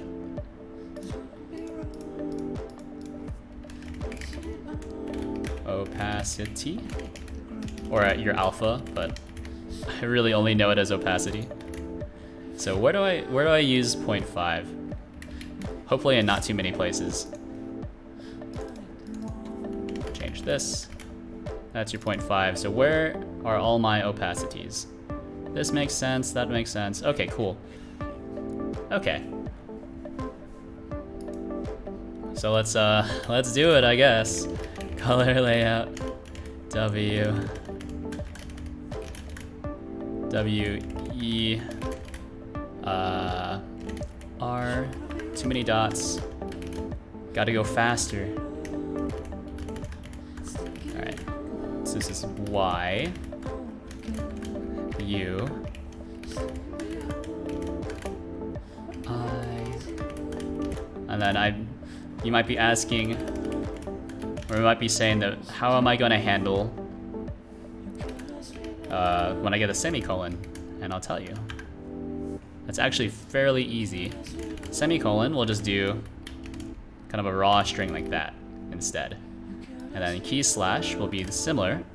We'll do just a raw thing like this. Haha. So now we just need to go through key, every other single key. Oh boy. So this is S. This is key, D, current color, D. Oh. We're doing it, but we're doing it. I think code generation would really help here. Try it before you write a book. Whoa, what am I trying? Oh, you know what? That's right. Okay, so we have a few problems. Yeah, you're right, you're right. Alright, so...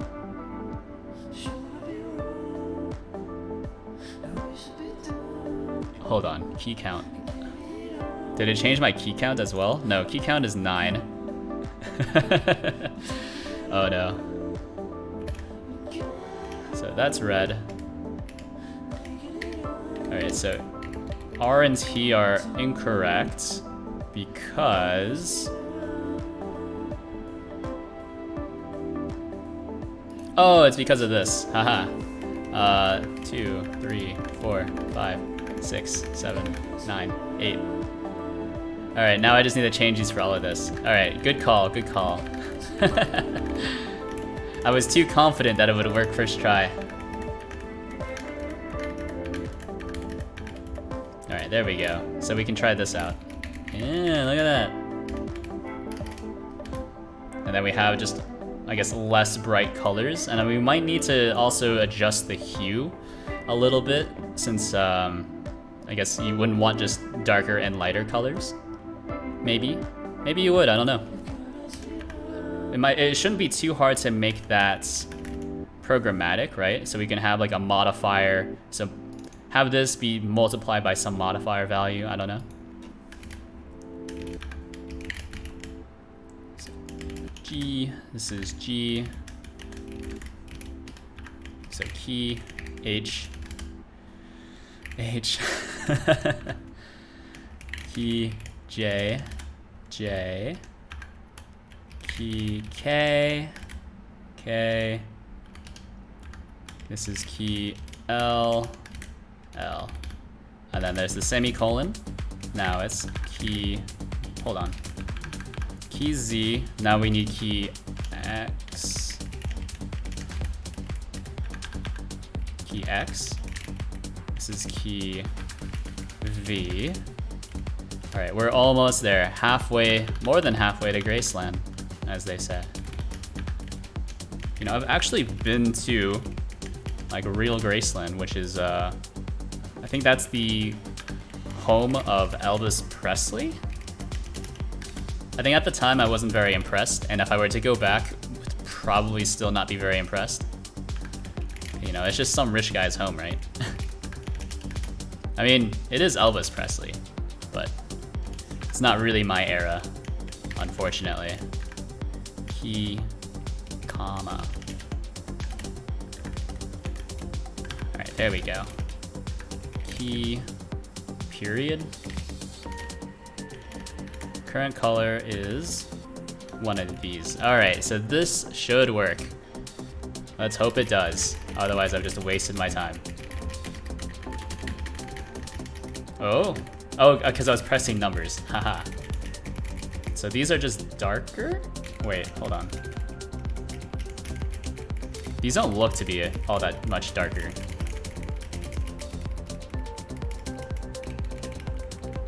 I guess they're like less vibrant, I guess. Is that not how you make things darker? Yeah, see, that's a very dark red. This is a very bright red. This is a, I guess dark orange doesn't look that great. Dark pink also doesn't look that great. Dark blue doesn't, wait. This is a lighter blue. I don't know, maybe this is fine. I think some of my values are also messed up, probably. Hold on, C and D. So, where is C? Did I just miss C? X. I did just miss C. Okay, hold on. Key, C.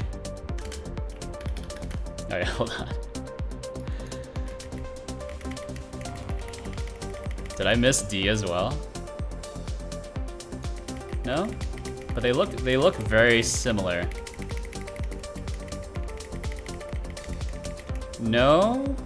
Am I dumb?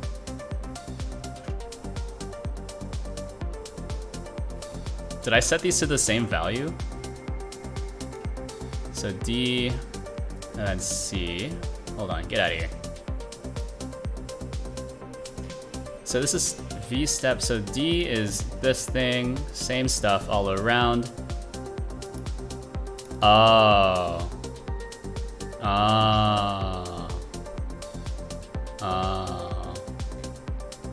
Alright, so that's incorrect. What is V step 3 set to? V step 3 is 0.3. Okay, so when I did the find and replace, it kind of messed up all the stuff. So okay, so this needs to be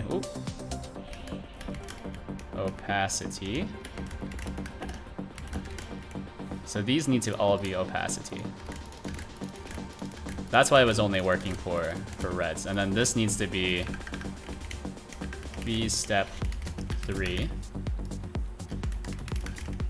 We're just gonna do this with the mouse because it's a bit faster than relying on keyboard input. All right, there we go. Hopefully this works. So R. Yeah, that's a dark green. This is a bright green. This is like a regular green. Yeah, see, these are less vibrant and these are very dark. Look at that, and then these are very bright. Look at that, look at that. That's neat. And then pressing any other key doesn't really do anything. I wonder if I should do this, right? Like a clear color. So we'll have const clear color. So just make it really easy to, well, actually we don't need to do that, right? We'll just do default. Current color is equal, current color A is equal to 0. So it's completely invisible. And so that's how you can kind of skip ahead. Although it is kind of hard to tell where you where you'll next be pressing, I guess, well, where you'll next be adding more color, since you just kind of have to guess.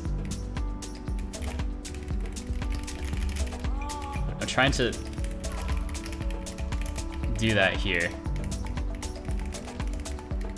Yeah, there we go. Luckily, I have 2 space bars, so we can... something like that. It's easy to tell where I should start pressing spacebar. It's very difficult to tell where I should stop pressing spacebar. So what I need is some sort of, I guess, it's not, what is it called on an actual typewriter? It's just like the hammer? The follower? The guide? I need some sort of guide to be on screen, but it doesn't draw to this specific viewport, so I can get this kind of cool effect, right?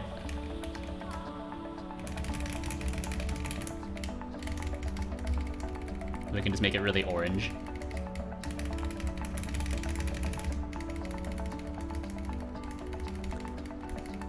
You know, I think I should probably turn on key repeat. Since like trying to fill in with a single color is kind of painful. Typewriter has like a center point. Yeah, but I don't really have a way to emulate a center point here because it's a static image. Although I could think of it, yeah. Paper moves, yeah. I think I need to have like a moving center point, right?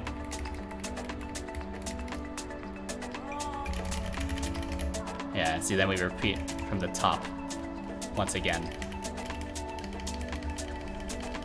Move the camera? No. And that's cool though. And then I think I just need some way to like blur the effect. And then that's then I'll be pretty cool, I think.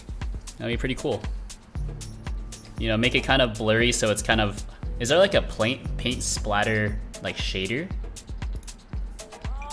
So let's see, paint splatter shader. Godot. So there's a Unity one. New splatter shader effect I'm working on. Alright. Don't let me down. This is in Unity 3D, but that's fine. See, it's an imager. Ooh, I like that. So do you have the shader? Grab the shader here. Okay, so this is going to be, what is this? Haste bin? I don't like the sound of that. What is this? It's not here. It's also not secure. Oh, because you need to apply textures as well. That's tough. Samples, the noise textures, green and red channels. Again, offset the sample, the source texture from. My source texture is just a circle. So that's easy enough, and then I'm just applying a color to it.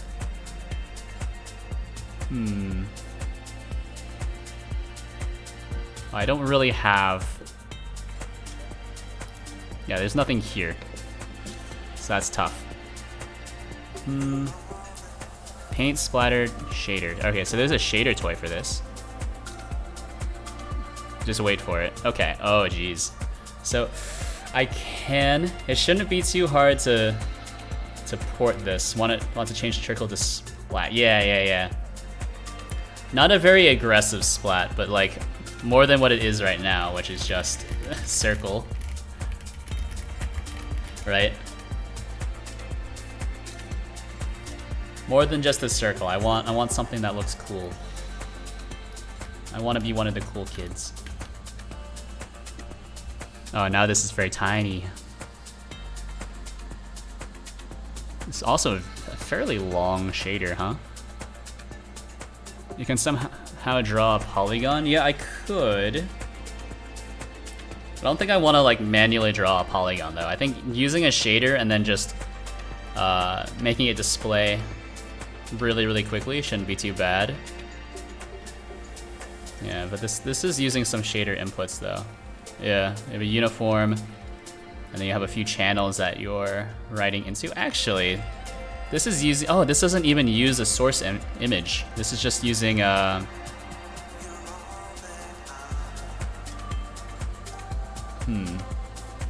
this is just using whatever's procedural as well.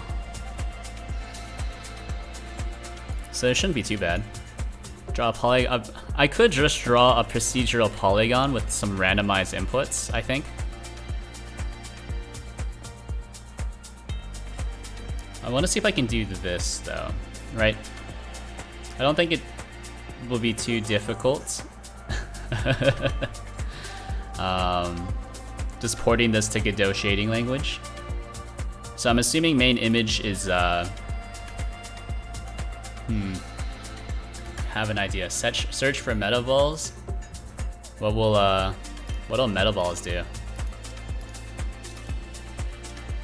And draw circles. Metaballs? I don't know. Godot metaballs. Simple method for creating 2D metaballs. Okay. Oh. Oh. Interesting.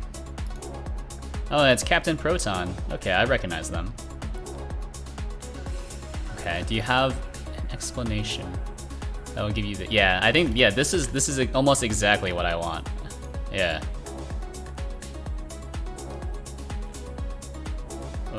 Okay, some math, don't really care. Let's see. Blah, blah, blah. Blah, blah, blah. Okay. Okay. Screen texture with a mip map and clamp the value.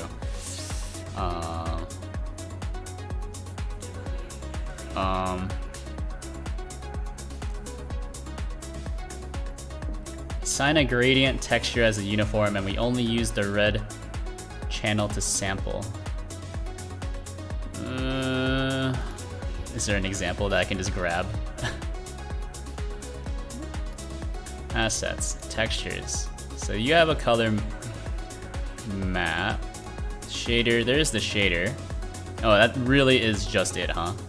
Okay, so these are MIT licensed, so that's fine. What is this? This is just the color map. I don't really care about the color.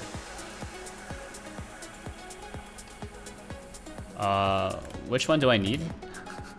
I'm trying to avoid opening up their project.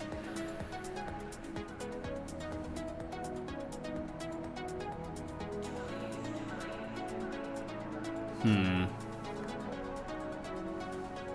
can assign a gradient texture as a uniform, and we only use the red channel to sample the brightness. Okay. So we go into circle here, and I think we're still in this. Goodbye.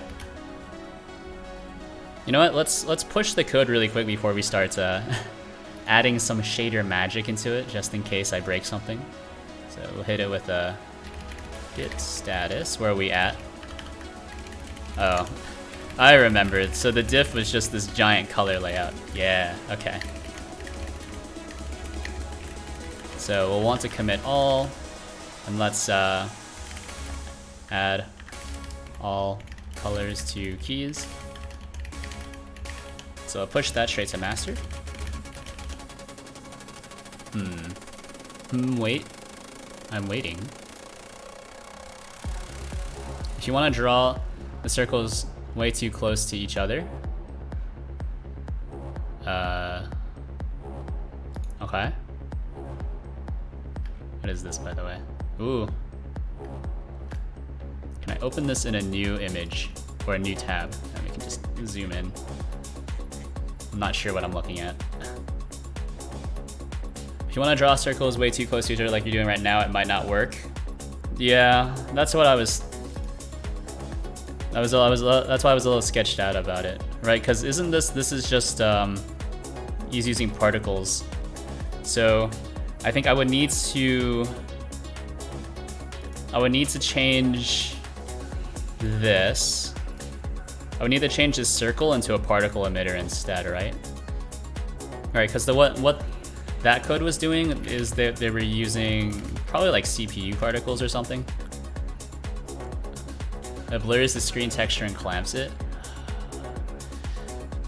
Oh, you get fluid like shader? That's tough. That's tough.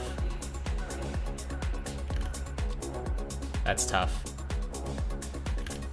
Well, as long as I draw it on a separate layer, right? And just as long as we just grab one instance of it, I think it should be fine, right? So we can do, let's see, this is it. Yeah, I mean, I think it'll be fine, right? So we just need I think we just need to draw it twice then, right? If the problem is that it doesn't have the screen texture, we just need to draw it once or twice. Maybe, I don't know.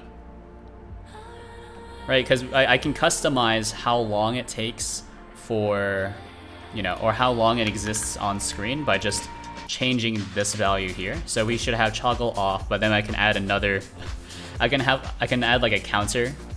So like this is how long it's been toggled on for. Something like that.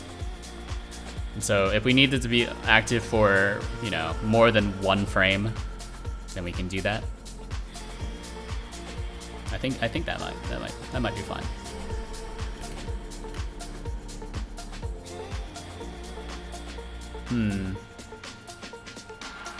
So physics process.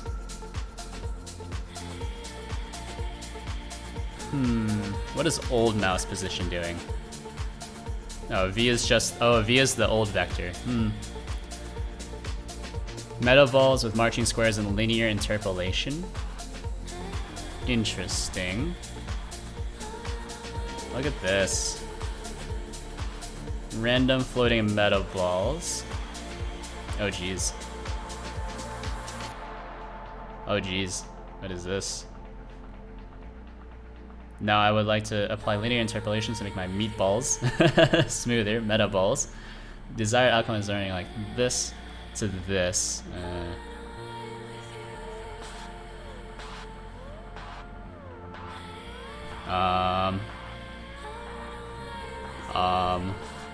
Don't know what I'm looking at.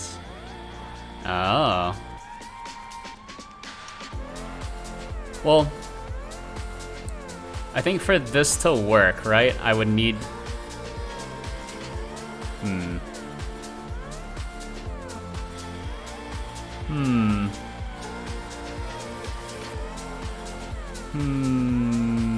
Use a shader? Yeah, that's what I'm thinking.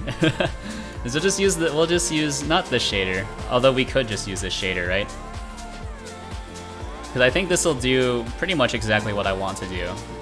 Entirely inside of a shader, and I don't even need any inputs. I guess I'll clone it. We'll clone it, and then I'll just grab the shader, I guess? What's inside your main.txt scene? So you have just your one script shader, your CPU particles, and then where is your where is the material? Oh, it's on the sprites. Maybe we can use a screen texture. I think I could still make it work, right? As long as the materials, as long as the particles are on screen for longer than one frame, I think it'll still work. Maybe not as efficiently, but yeah, that's not. You don't come here for efficiency. You come here for the idea. Yeah.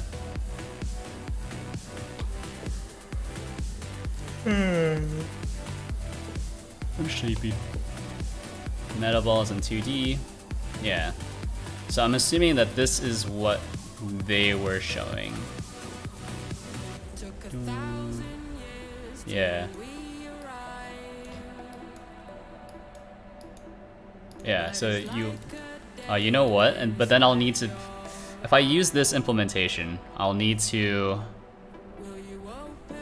also add, I guess, some randomness to the particle spawning.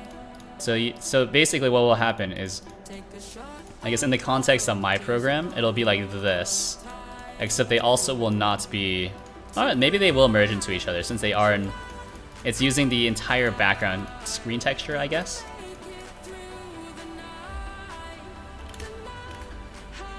Yeah. This is very complicated.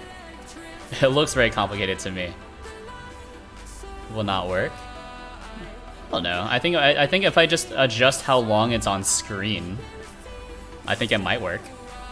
You know, we leave it on screen for like 2 frames, then it'll still have time to apply the shader to the screen texture. Oh, it will not work because you're using multiple. Oh, okay. That's tough then. I don't know. I think this one might work. Possibly. I don't think there's any input to this one.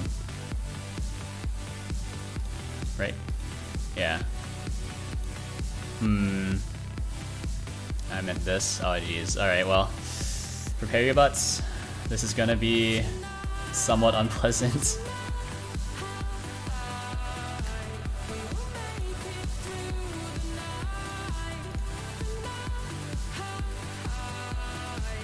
Okay. Try finding another like this one. I don't know. Meta balls. Keep the color and hue still on this. How did I get to this paint splatter? Bring me back. So paint splatters. So this is a shader toy thing. Most of these are all Unity effects. We don't need a stencil buffer, although it might be nice to just use a stencil. So possibly in order to get a better, I guess, paint splat effect, right, I would use, you know, this basically. Or not this, but this. So instead of moving around this circle, I would just load in a different sprite. I think that would work maybe. And then we can just kind of mess with the texture, I guess. Or we load in a few textures, possibly. Real splat shader. Yeah, I don't know. I think the easiest way, just the easiest way to do this would be to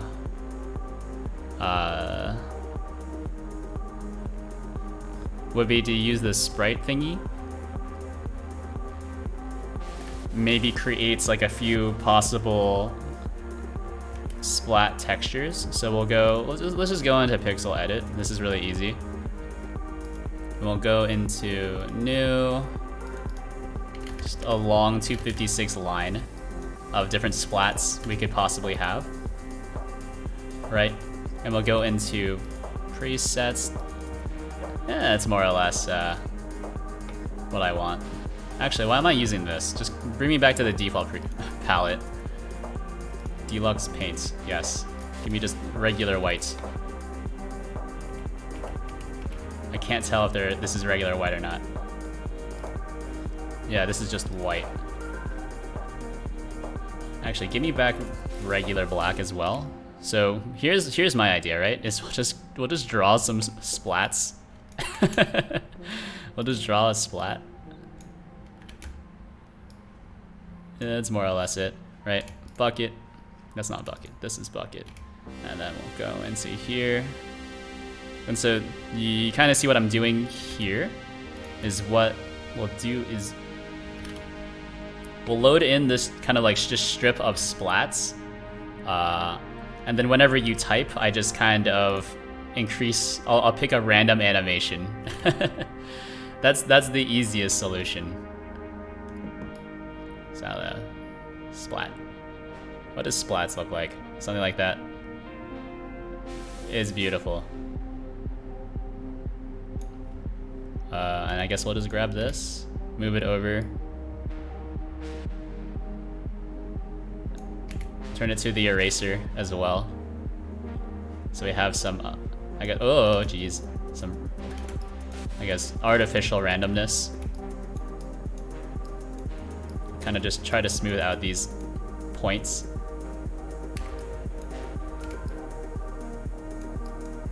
Yeah, something like that, I don't know.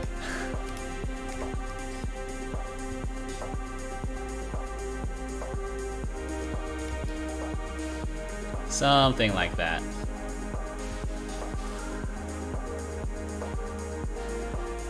Yeah, this is more my style. Instead of coming up with a good solution, we'll just do the whatever comes first to my head.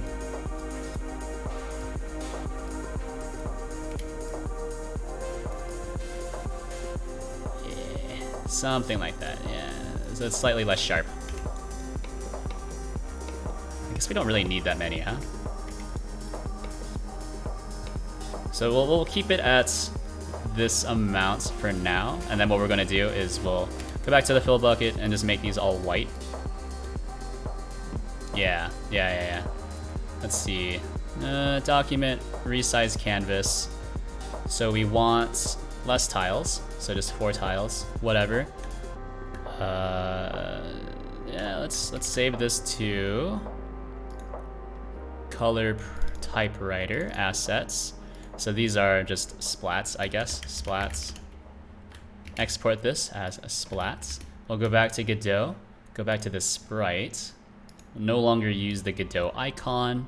Instead, we'll use these splats. H-frames 4, right? And then for doing all this stuff. So we'll grab the sprite. And it might be nice to be able to toggle which one that we want to use for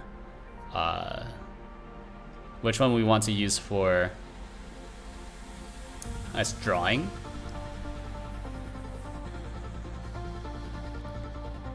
Right, so let's grab this, comment it out.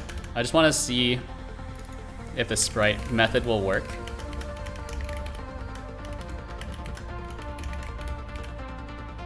So all of this stuff, blah, blah, blah, we don't care. Then this is the circle stuff. So this is sprite.visible. Visible is equal to true. Sprite.modulate. Modulate is equal to current color. Yes, and we don't need to call updates. But then on the sprite, what we should do is sprite.frame is equal to random, hold on, random range from 0 to 4, and then we also want to, I guess, ceiling it, or I guess we just want to round whatever this value is, since random range is a random floating point range, so we just want to round up or down, who knows. So let's give it a try. No! Draw position. Oh, right. So sprites. I wonder, does this work? Yeah, something like that. It's a bit too big. It's a bit too big, and it also doesn't really get you that kind of faded out effect that I was kind of looking for, but I guess it is like random enough for a splat, right? Oh, you know what? We can also randomize several of these. So like maybe like the rotation as well. This does need to be a bit smaller. So let's do that. So while we're still messing with the sprite, we can do sprite.rotation is equal to, yeah, and then this just needs to be a random range from, or random float, right? Rand F. I think it's 360. Or no. Wait, rand F. What does rand F give you? Oh. Rand F times. Oh, rotation is a radian. So this is times 2 times pi. Something like that. Yeah, something like that. How colorful. Yeah, that's not bad. That's not bad.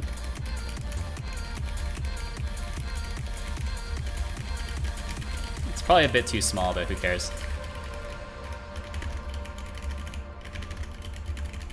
So,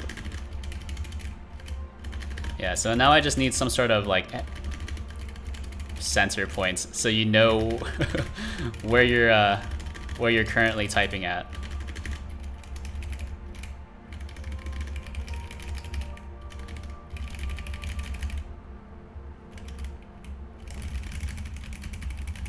Something like that.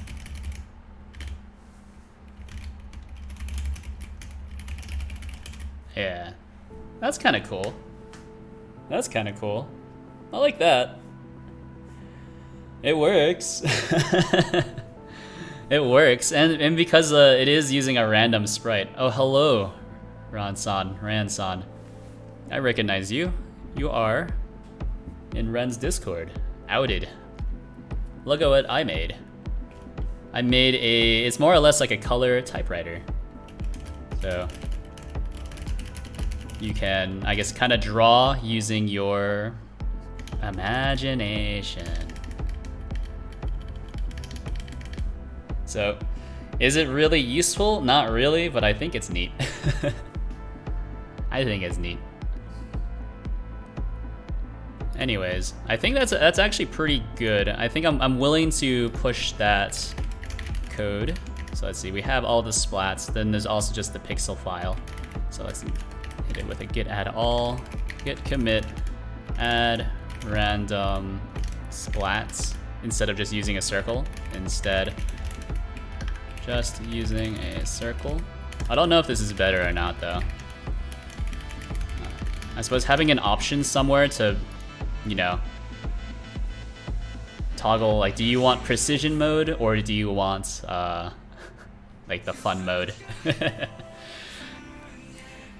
Although typing with like a typewriter probably isn't what you're looking for if you want precision. Oh, you know what? That makes sense. I have accidentally started off with a kind of a null pointer. Yeah. Because random range is inclusive, not exclusive. Right. So you have something like this. I think I do need to have an input cue somewhere though, right? Because I can see that when I type too quickly, it does fail to pick up, or it skips drawing some colors.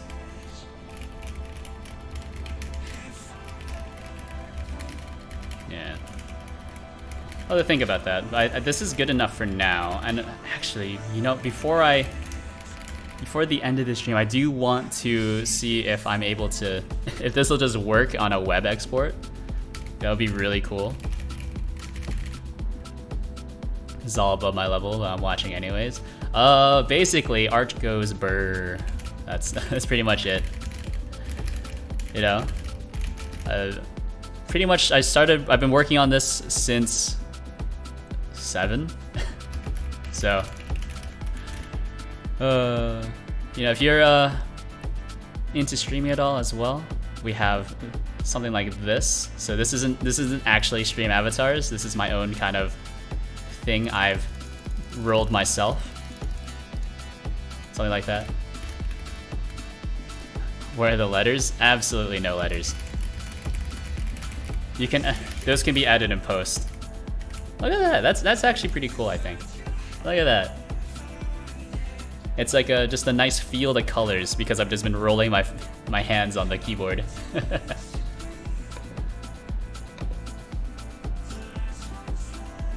Yeah.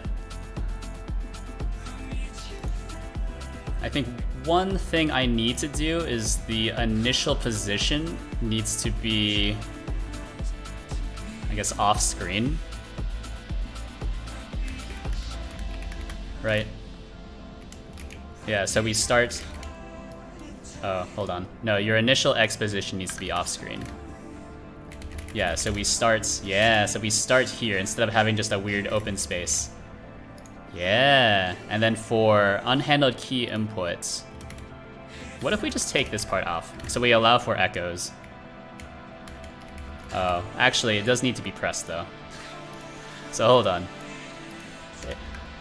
So we allow for you to hold down the key, so you don't need to like destroy your keyboard if you want to repeat. So if you just want to have dark green, look at that. You can just hold down dark green. You can change it to be, I guess, a blue if you so desire. Look at that. You can draw a little bit more. This kind of reminds me of like a Kid Pix almost. The way that it's kind of like oscillating. Remember Kid Pix? Yeah. And then after this, we can actually start drawing. I don't know. I'm trying to remember, where would yellow be? Is this yellow? Is E yellow? Yeah, E is more or less yellow. You made a gradient creator? Yeah. Okay, so all I need now is like some way to track like where your cursor is on screen. Because right now I'm just trying to count. I'm trying to manually count where it is on screen. Yeah. Yeah, he's doing it. Oh, okay. I was a little off there. I mean, this is kind of cool, right? This is kind of cool. I'm gonna continue to compliment myself. Yeah, okay, so I think definitely something that I need is some way to draw or some way to visualize the current position. But I mean, this is neat. This is neat. And then we can also just roll my hands on the keyboard so we have just colors. Particle effect, yeah. A kind of manual particle effect. You have to toggle yourself. Yeah, I think let's do something like this. And by this I mean probably not an export var, but we can make it an export var. So just make this toggleable. So oh no, let's have an enum. So let's see. What's the thing called on a typewriter that you actually type with? Is it called like the die? Is that what it's called? I feel like it's called the die. Typewriter die. Tick? Die? Is that what it's called? What's the like, is it called the hammer? Hammer. Yeah, the hammer. So hammer type. Hammer type. Right, so then we'll have, well, standard, we'll use splats, circle, or random, right? Something like that. And then we can make that an export var, so the hammer type. I guess it doesn't really make too much sense to make this a hammer type, or to make an export var, since this will not be configurable by the user. Well, it will be configurable by the user, but we'll be hiding the export from it. Right, it's not configurable by the designer, I guess. Hammer type, so we'll default to splat, but then we can have something else somewhere that, you know, toggles between the splat and the circle. Anyways, I think we'll need to match based off of, we'll need to match, we'll have some sort of differentiator between this code and this code. Yeah.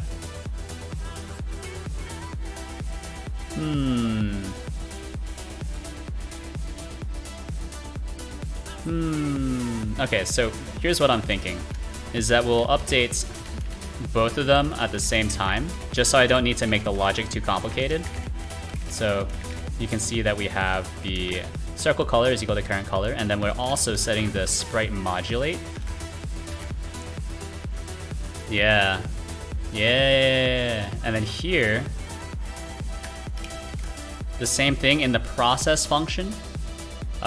We just check both of them since, you know, the program isn't very strenuous anyways. right? Now here is the complicated bit. So we can do match hammer type.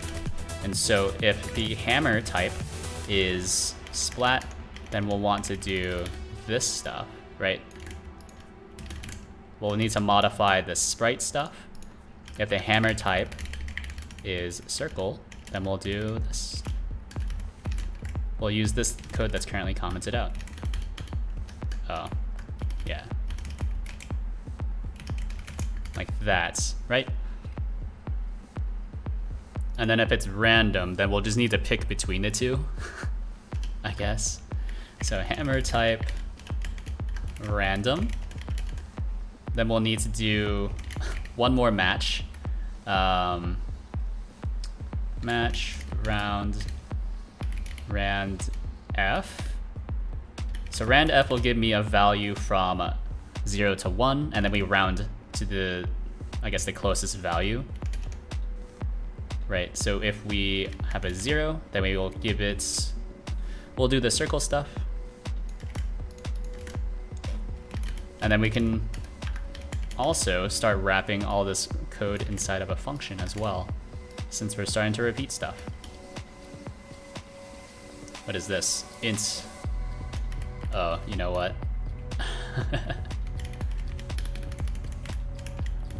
So what does round give me? Does round give me a float? It does give me a float. Okay. Okay, that's fine. It should be fine, I think. I don't know. Now for this stuff, we'll do like show sprite.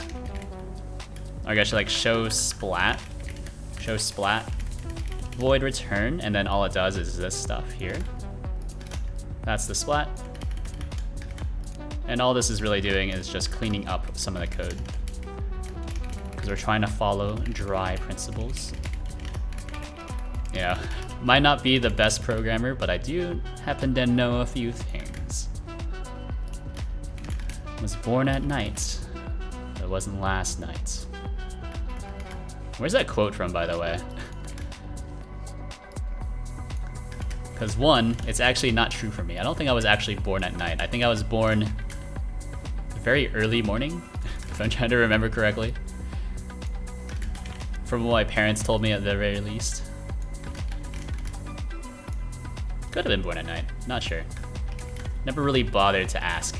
Or I did bother to ask, but I never bothered to really remember. All right, so there we go. So it's still working. Cool. And then we can switch it here, or we can just have like a random toggle somewhere, right?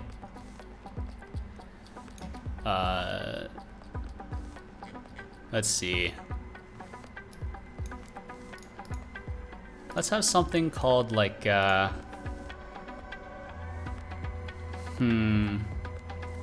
guess like switch hammer type. Hammer type. So what key do we want for that? I think it'll probably want to be, oh, like a tilde. Tilde is pretty good. Okay, left quote. What's this? Shift, quote, left. Hold on. Tab. Tab's pretty good too, I think. Yeah. Let's do tab.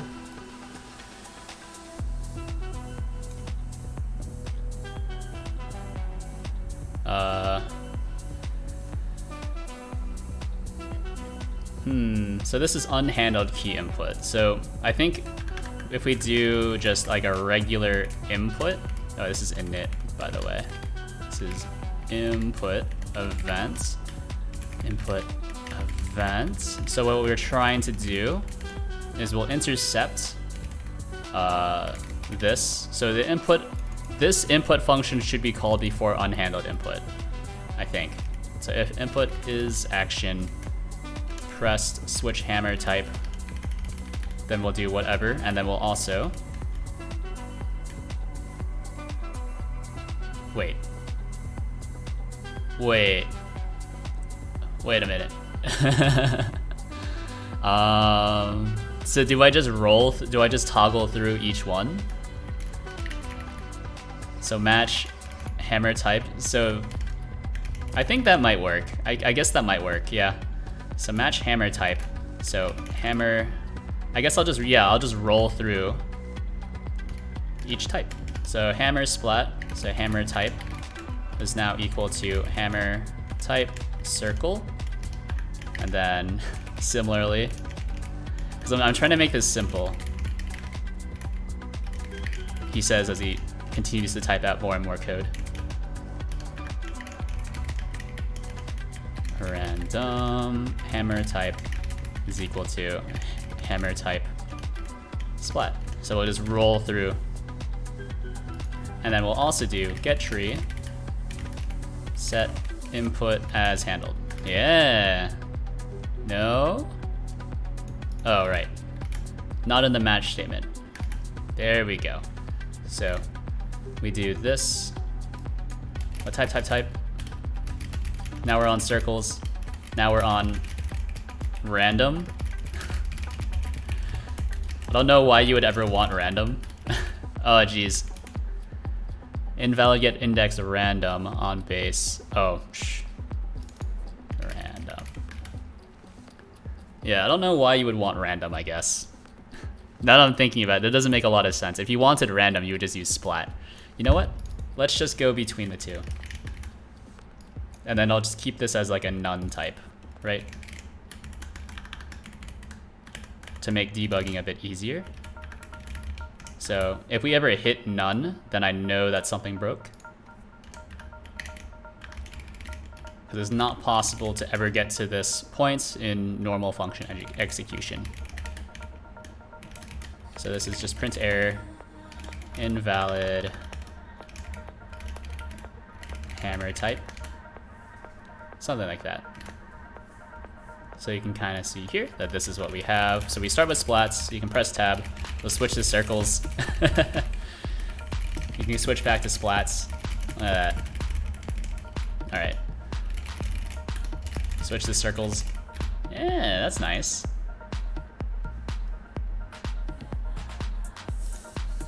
Yeah, and then also, actually, I need to check this. So so if I, type T a few times, you can see that this is what is, printed to the screen. Now, if I press tab many times, what I don't want is for the hammer to move on.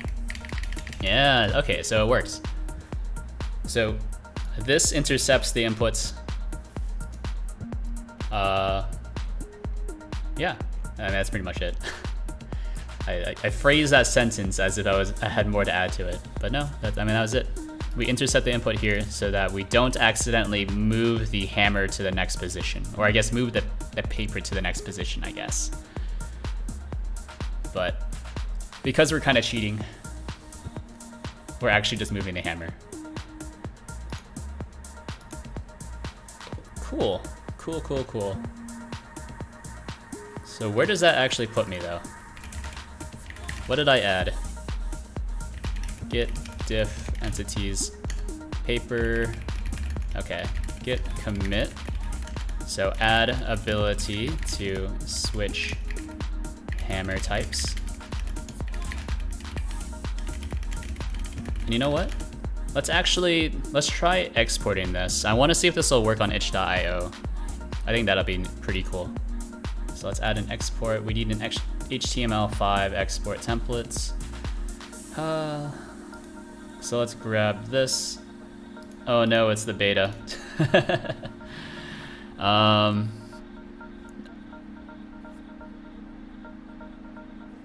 Okay, so I don't actually have that export template, even though it says I do. Delete the preset. So let's grab, this should open in just regular Godot. So let's go to Godot download, because I'm not using anything fancy. So let's go to standard version 64 bits and then just wait for that to download. It's a very cool 34 megabyte download. Oh baby.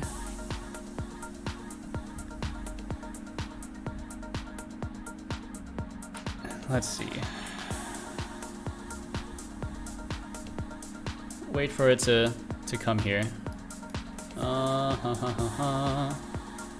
And by come here, I mean like download, of course. Alright, let's extract to... Where's my bin? Or I guess just extracting to apps is fine. Did we successfully extract? Okay, cool. So quit the editor. And we'll go into apps. Start this one. It's a bit weird having multiple versions open, but so it goes sometimes. We'll need to remember to clean this up after the new version of Godot.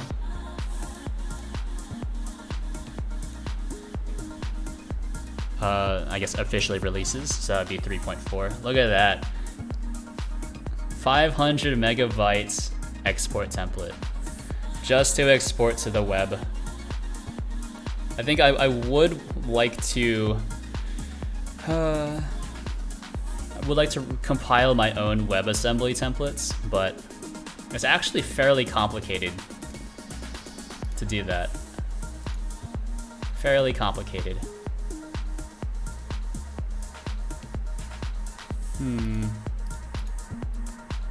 Because you need to have the like Inscriptum libraries installed on your system and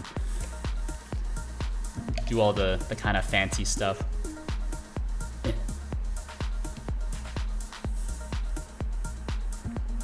Yeah, no thanks. Yeah. I think compiling just Godot by itself is enough for me. Compiling Godot and compiling the mono version. That's as far as I really care to do. The new JS bindings are cool. Yeah, I think I saw something about that. I don't remember though. What are the new JS bindings? I saw like wasn't there like a blog post on that? I'm trying to remember. Is it in news? Maintenance release. Oh, 3.3 was, that's neat. I didn't realize it was just released. Agile input. Wasn't there a JS thing? I swear I've seen something about this. Was it the Google Summer of Code stuff? I don't remember. Is it this one? This looks promising. RSets, no RSets, nope. I don't think it's this one. Can't remember. Anyways, we're here, so we're doing it.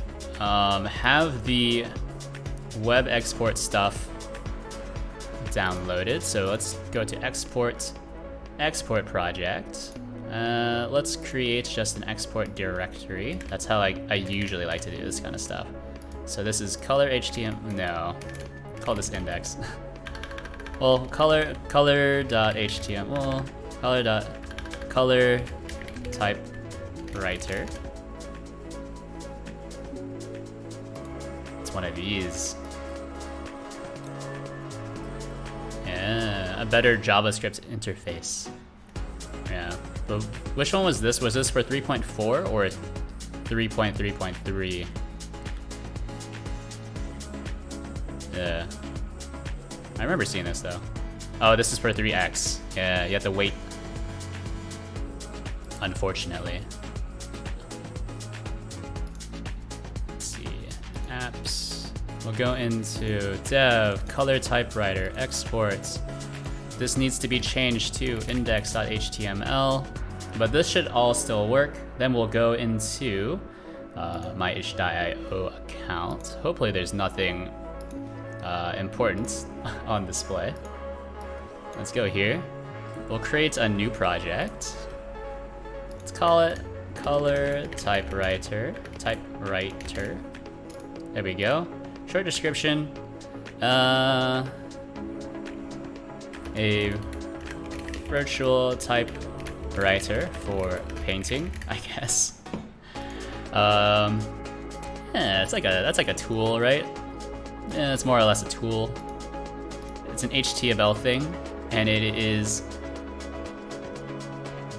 I guess it's in development. Please don't pay me for this, because this isn't something I'm super proud of. I just thought it was kind of cool. Oh, and actually, we do need to zip it.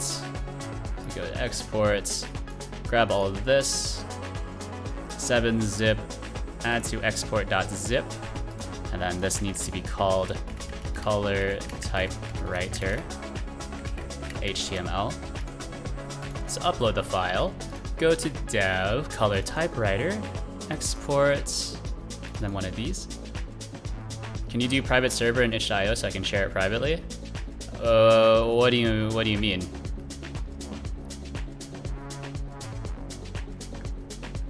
I guess I don't really understand. It should just be public, I guess, right?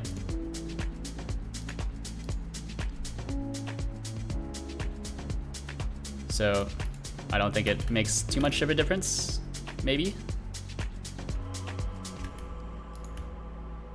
Like a private Git with private. I still don't really understand. It's public, so you could, and the software is also just public, right? So you could just grab it if you want. Are you asking for like a private URL? I don't really understand. Like it should just work.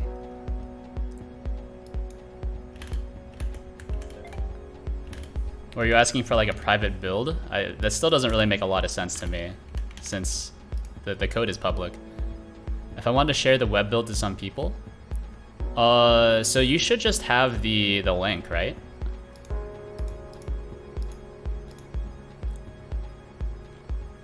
I think you should just still have the link.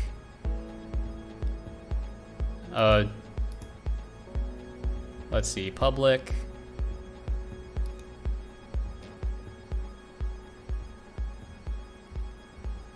I guess we can make it restricted, yeah? Or I could just make it public, right? Yeah, just make it public, who cares? Oh, my eyes. Run the tool. Hopefully it works. Oh no, it doesn't. Alright, you do need to get focus. Yeah. Just asking for my use. Well, I mean, the code is public, so if you want to check it out.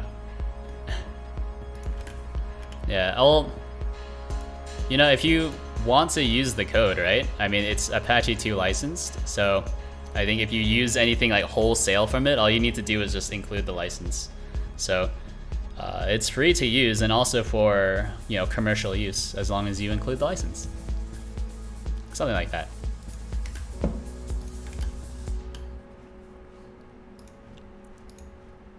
I think those are agreeable terms to me, right? Because the code is already free. You know, well, what more do you want? You know, what more? Didn't mean about your project. Well, I guess I don't understand. Wanted to know about itch.io. Oh, okay. Oh, you're just talking about in general for projects. I don't know. I guess, right? You can do like restricted access, and it looks like you can do like a password thing, and then you'll type in some sort of password so that people can access it. But that's not really my thing.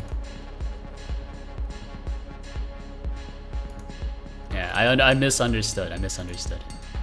Apologies. Never used itch.io, so yeah. I like it. So because it's free to use, everything's there if you want it. Also supports Godot 2D web exports. I don't think I've ever had 3D exports ever working.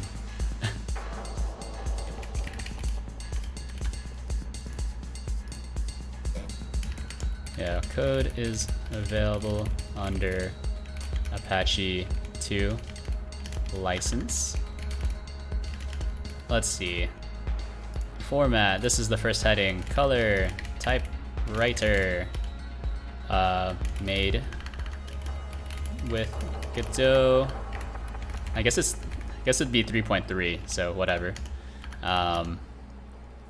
Controls.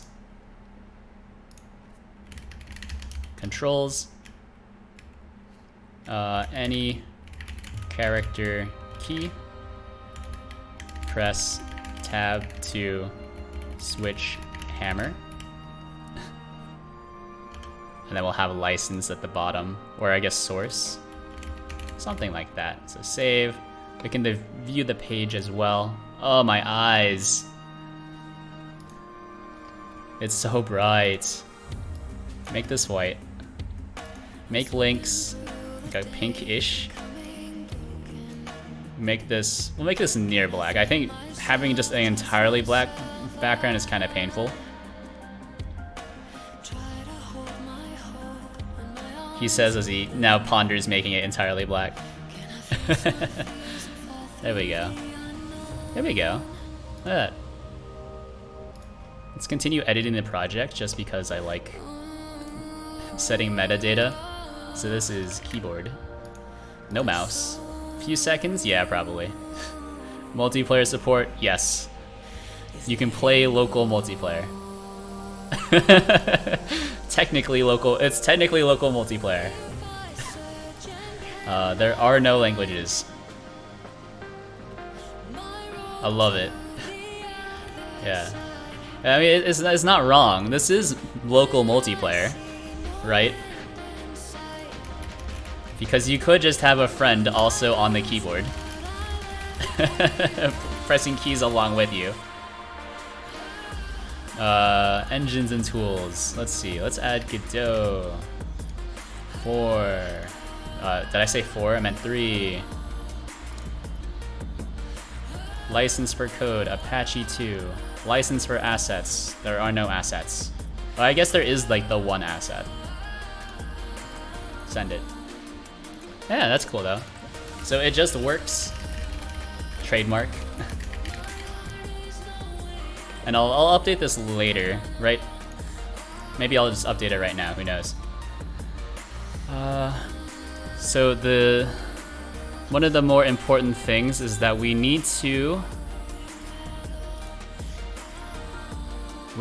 have, what do we need to have? We need to have, what's the word? Like I need to have a cursor basically that shows like where you're currently typing. How would I do that? Where would I put that?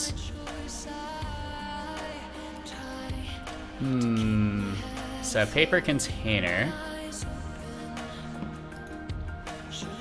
I don't know. Let's grab the node path here for now. So var, just the paper. Some sort of control. We'll already var it. And then at the very, very top. Yeah, maybe. Possibly. Then here we'll grab this. So this is just multiple layers of onReady vars. So this is paper container, some sort of a viewport container. One of these, paper container, beautiful. And then we can have... Alright. In our process function, we'll do this. So this is actually like the first... Oh, actually I don't have this. Never mind. Ignore that for now.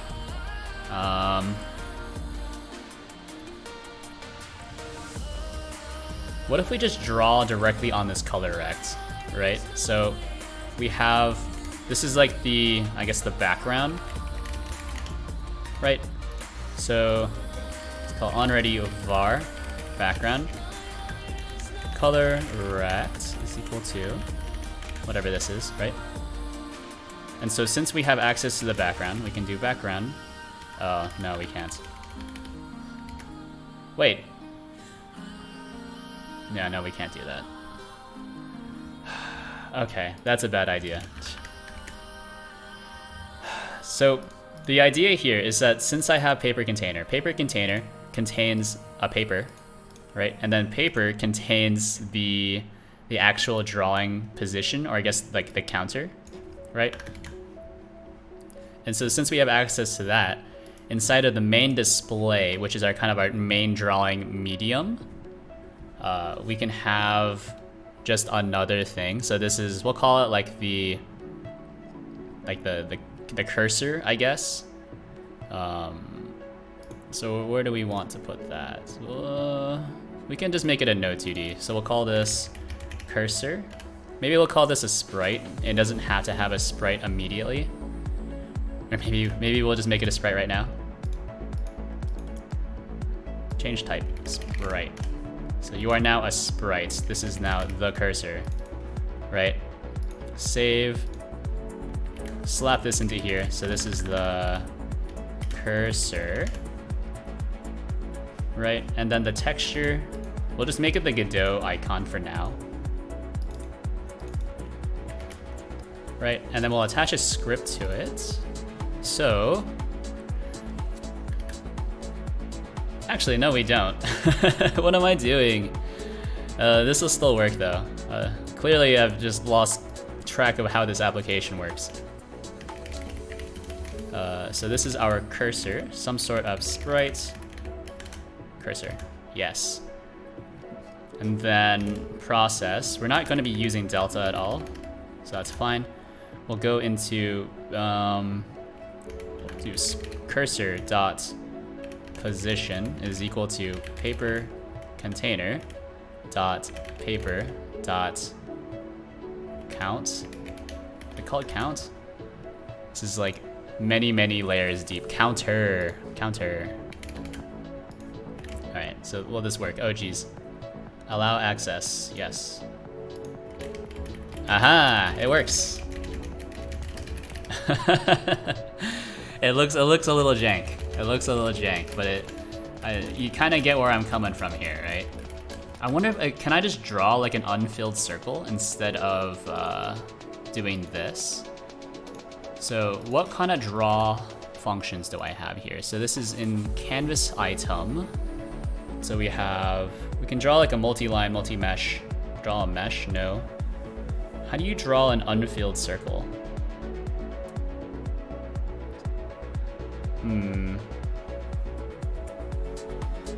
So you can draw a rectangle, and that'll be unfilled.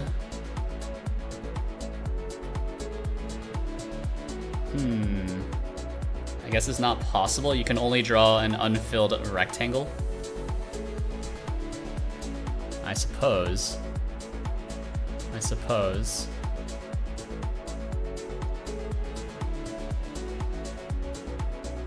Yeah. Okay.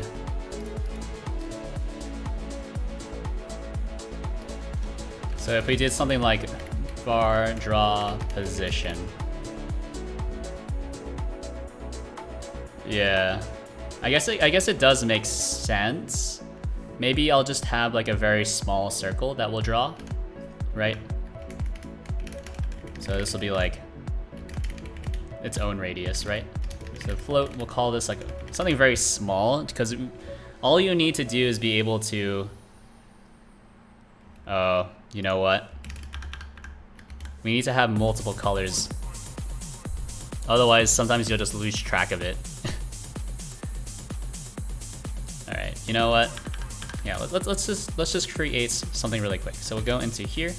This will just be a 256 by 256 thing. Let's do, where's the tile position that I'm at? Position 0. Oop. It's a bit too, not enough space, if you can believe that.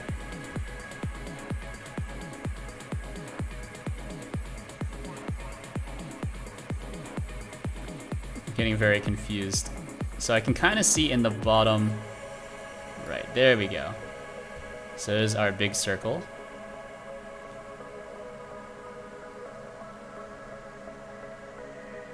Something like that. Yeah, okay. And you know what? I think the size should have been bigger. Okay.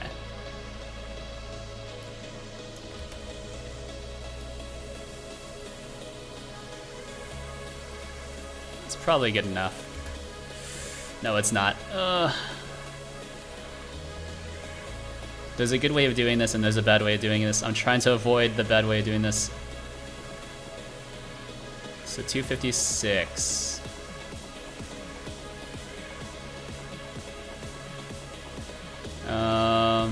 That doesn't look right.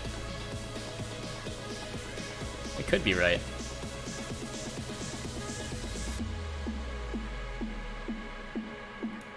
Yeah, let's call that good enough. And let's just eyeball this, I guess.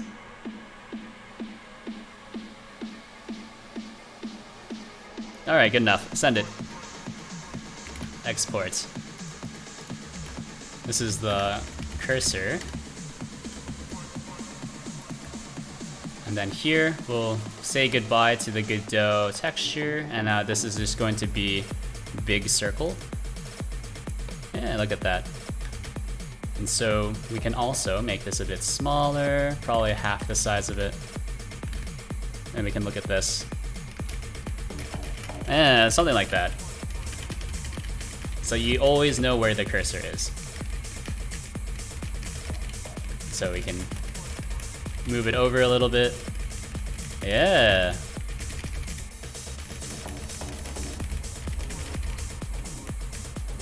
Something like that. Yeah, look at that. I think that works. And so we also have it be two-toned, so you know, if you're on a completely white background, you'll still know where you are. Or if you're on a completely black background, you'll still know where you are. Yeah.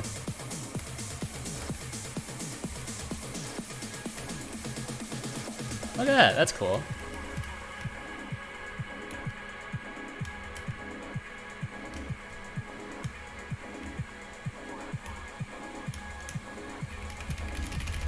Yeah, okay, cool. So I think I'll cut a new release and then that's pretty much it, right? It's pretty much done. You can also change the circle type, I guess, but who cares? Nice. I love it.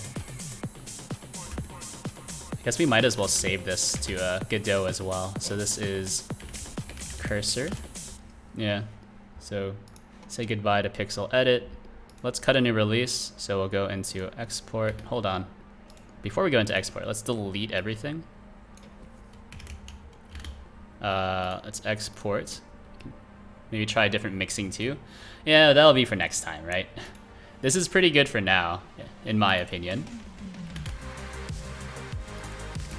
And we'll get to it. Also, by the way, BumD, if you're ever exporting to itch.io, you do need to remember that you need to have an index.html file. You do not want to just use the name of your export.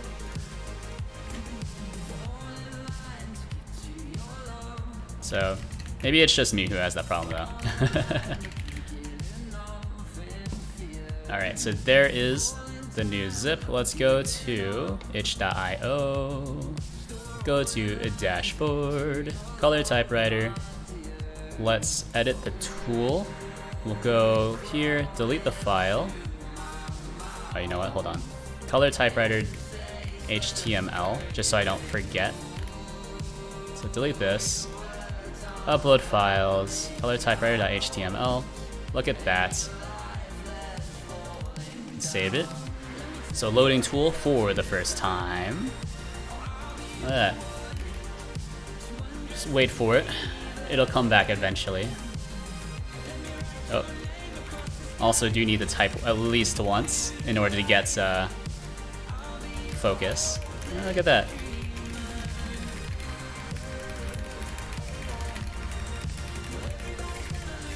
I guess it might be nice to make the cursor go away. You know what? I think that's something I just completely forgot about. Toggle cursor. Alright, last thing. Last upload. Toggle cursor. Toggle cursor. So let's make toggle cursor like escape. Yeah, I completely forgot that maybe you would want to, you know, not see the cursor all the time. So let's do input event. And let's hit it with if event is action pressed, toggle cursor, then cursor dot visible is equal to not cursor visible. Something like that, right? Oh, and then we also do need to set it as handled. So let's see, get tree, set input as handled, and there we go. So whenever you just, similarly to like toggling your hammer type, when you toggle the cursor type, it should not move. Yeah. Oh, but now we're doing, oh. Yeah, like that. So you can toggle it, but then you can type, or you can still type anyways. Yeah. Okay, cool.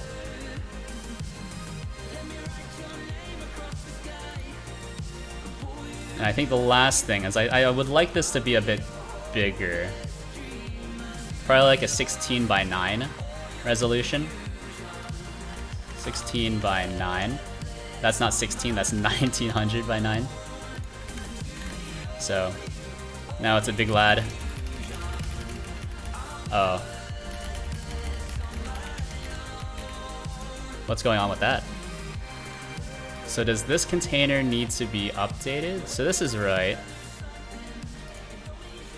How about this one? That was weird. Yeah, okay, so it just needed to be updated in the thing. Okay. You know what? Let's go back to the originals. It doesn't really matter. So we update everything. Go back to all the viewports. Yeah, I think having a smaller canvas is good for now, especially since I don't have any tooling around, you know, switching your canvas type. So, final export, and then we'll call it a night. Call it a night. So, export project, send it. Then we'll go here, change the name to index.html, select everything, 7-zip it into export.zip. We'll call this color typewriter /html. We'll go back to this edit tool, and now we just have the ability to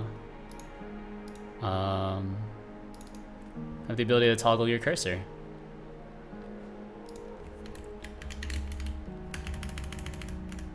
Any character key to paint. So press tab to switch the hammer. Press escape to hide the cursor. Yeah, save.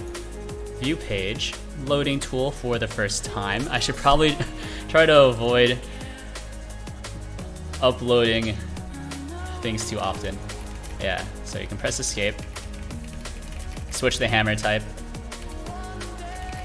Yeah. You know, it might be nice to have the cursor change based on the hammer type as well, but that'll be for, you know, a feature enhancement. Yeah, look at that. It just works. So let's push all this code to GitHub. So where are we at? Git add all, git commit, implement cursor, send it. Yeah, I think probably the biggest feature that is missing right now is the ability to, you know, save to a PNG or something. Although I do know that saving things from a web build can be kind of difficult.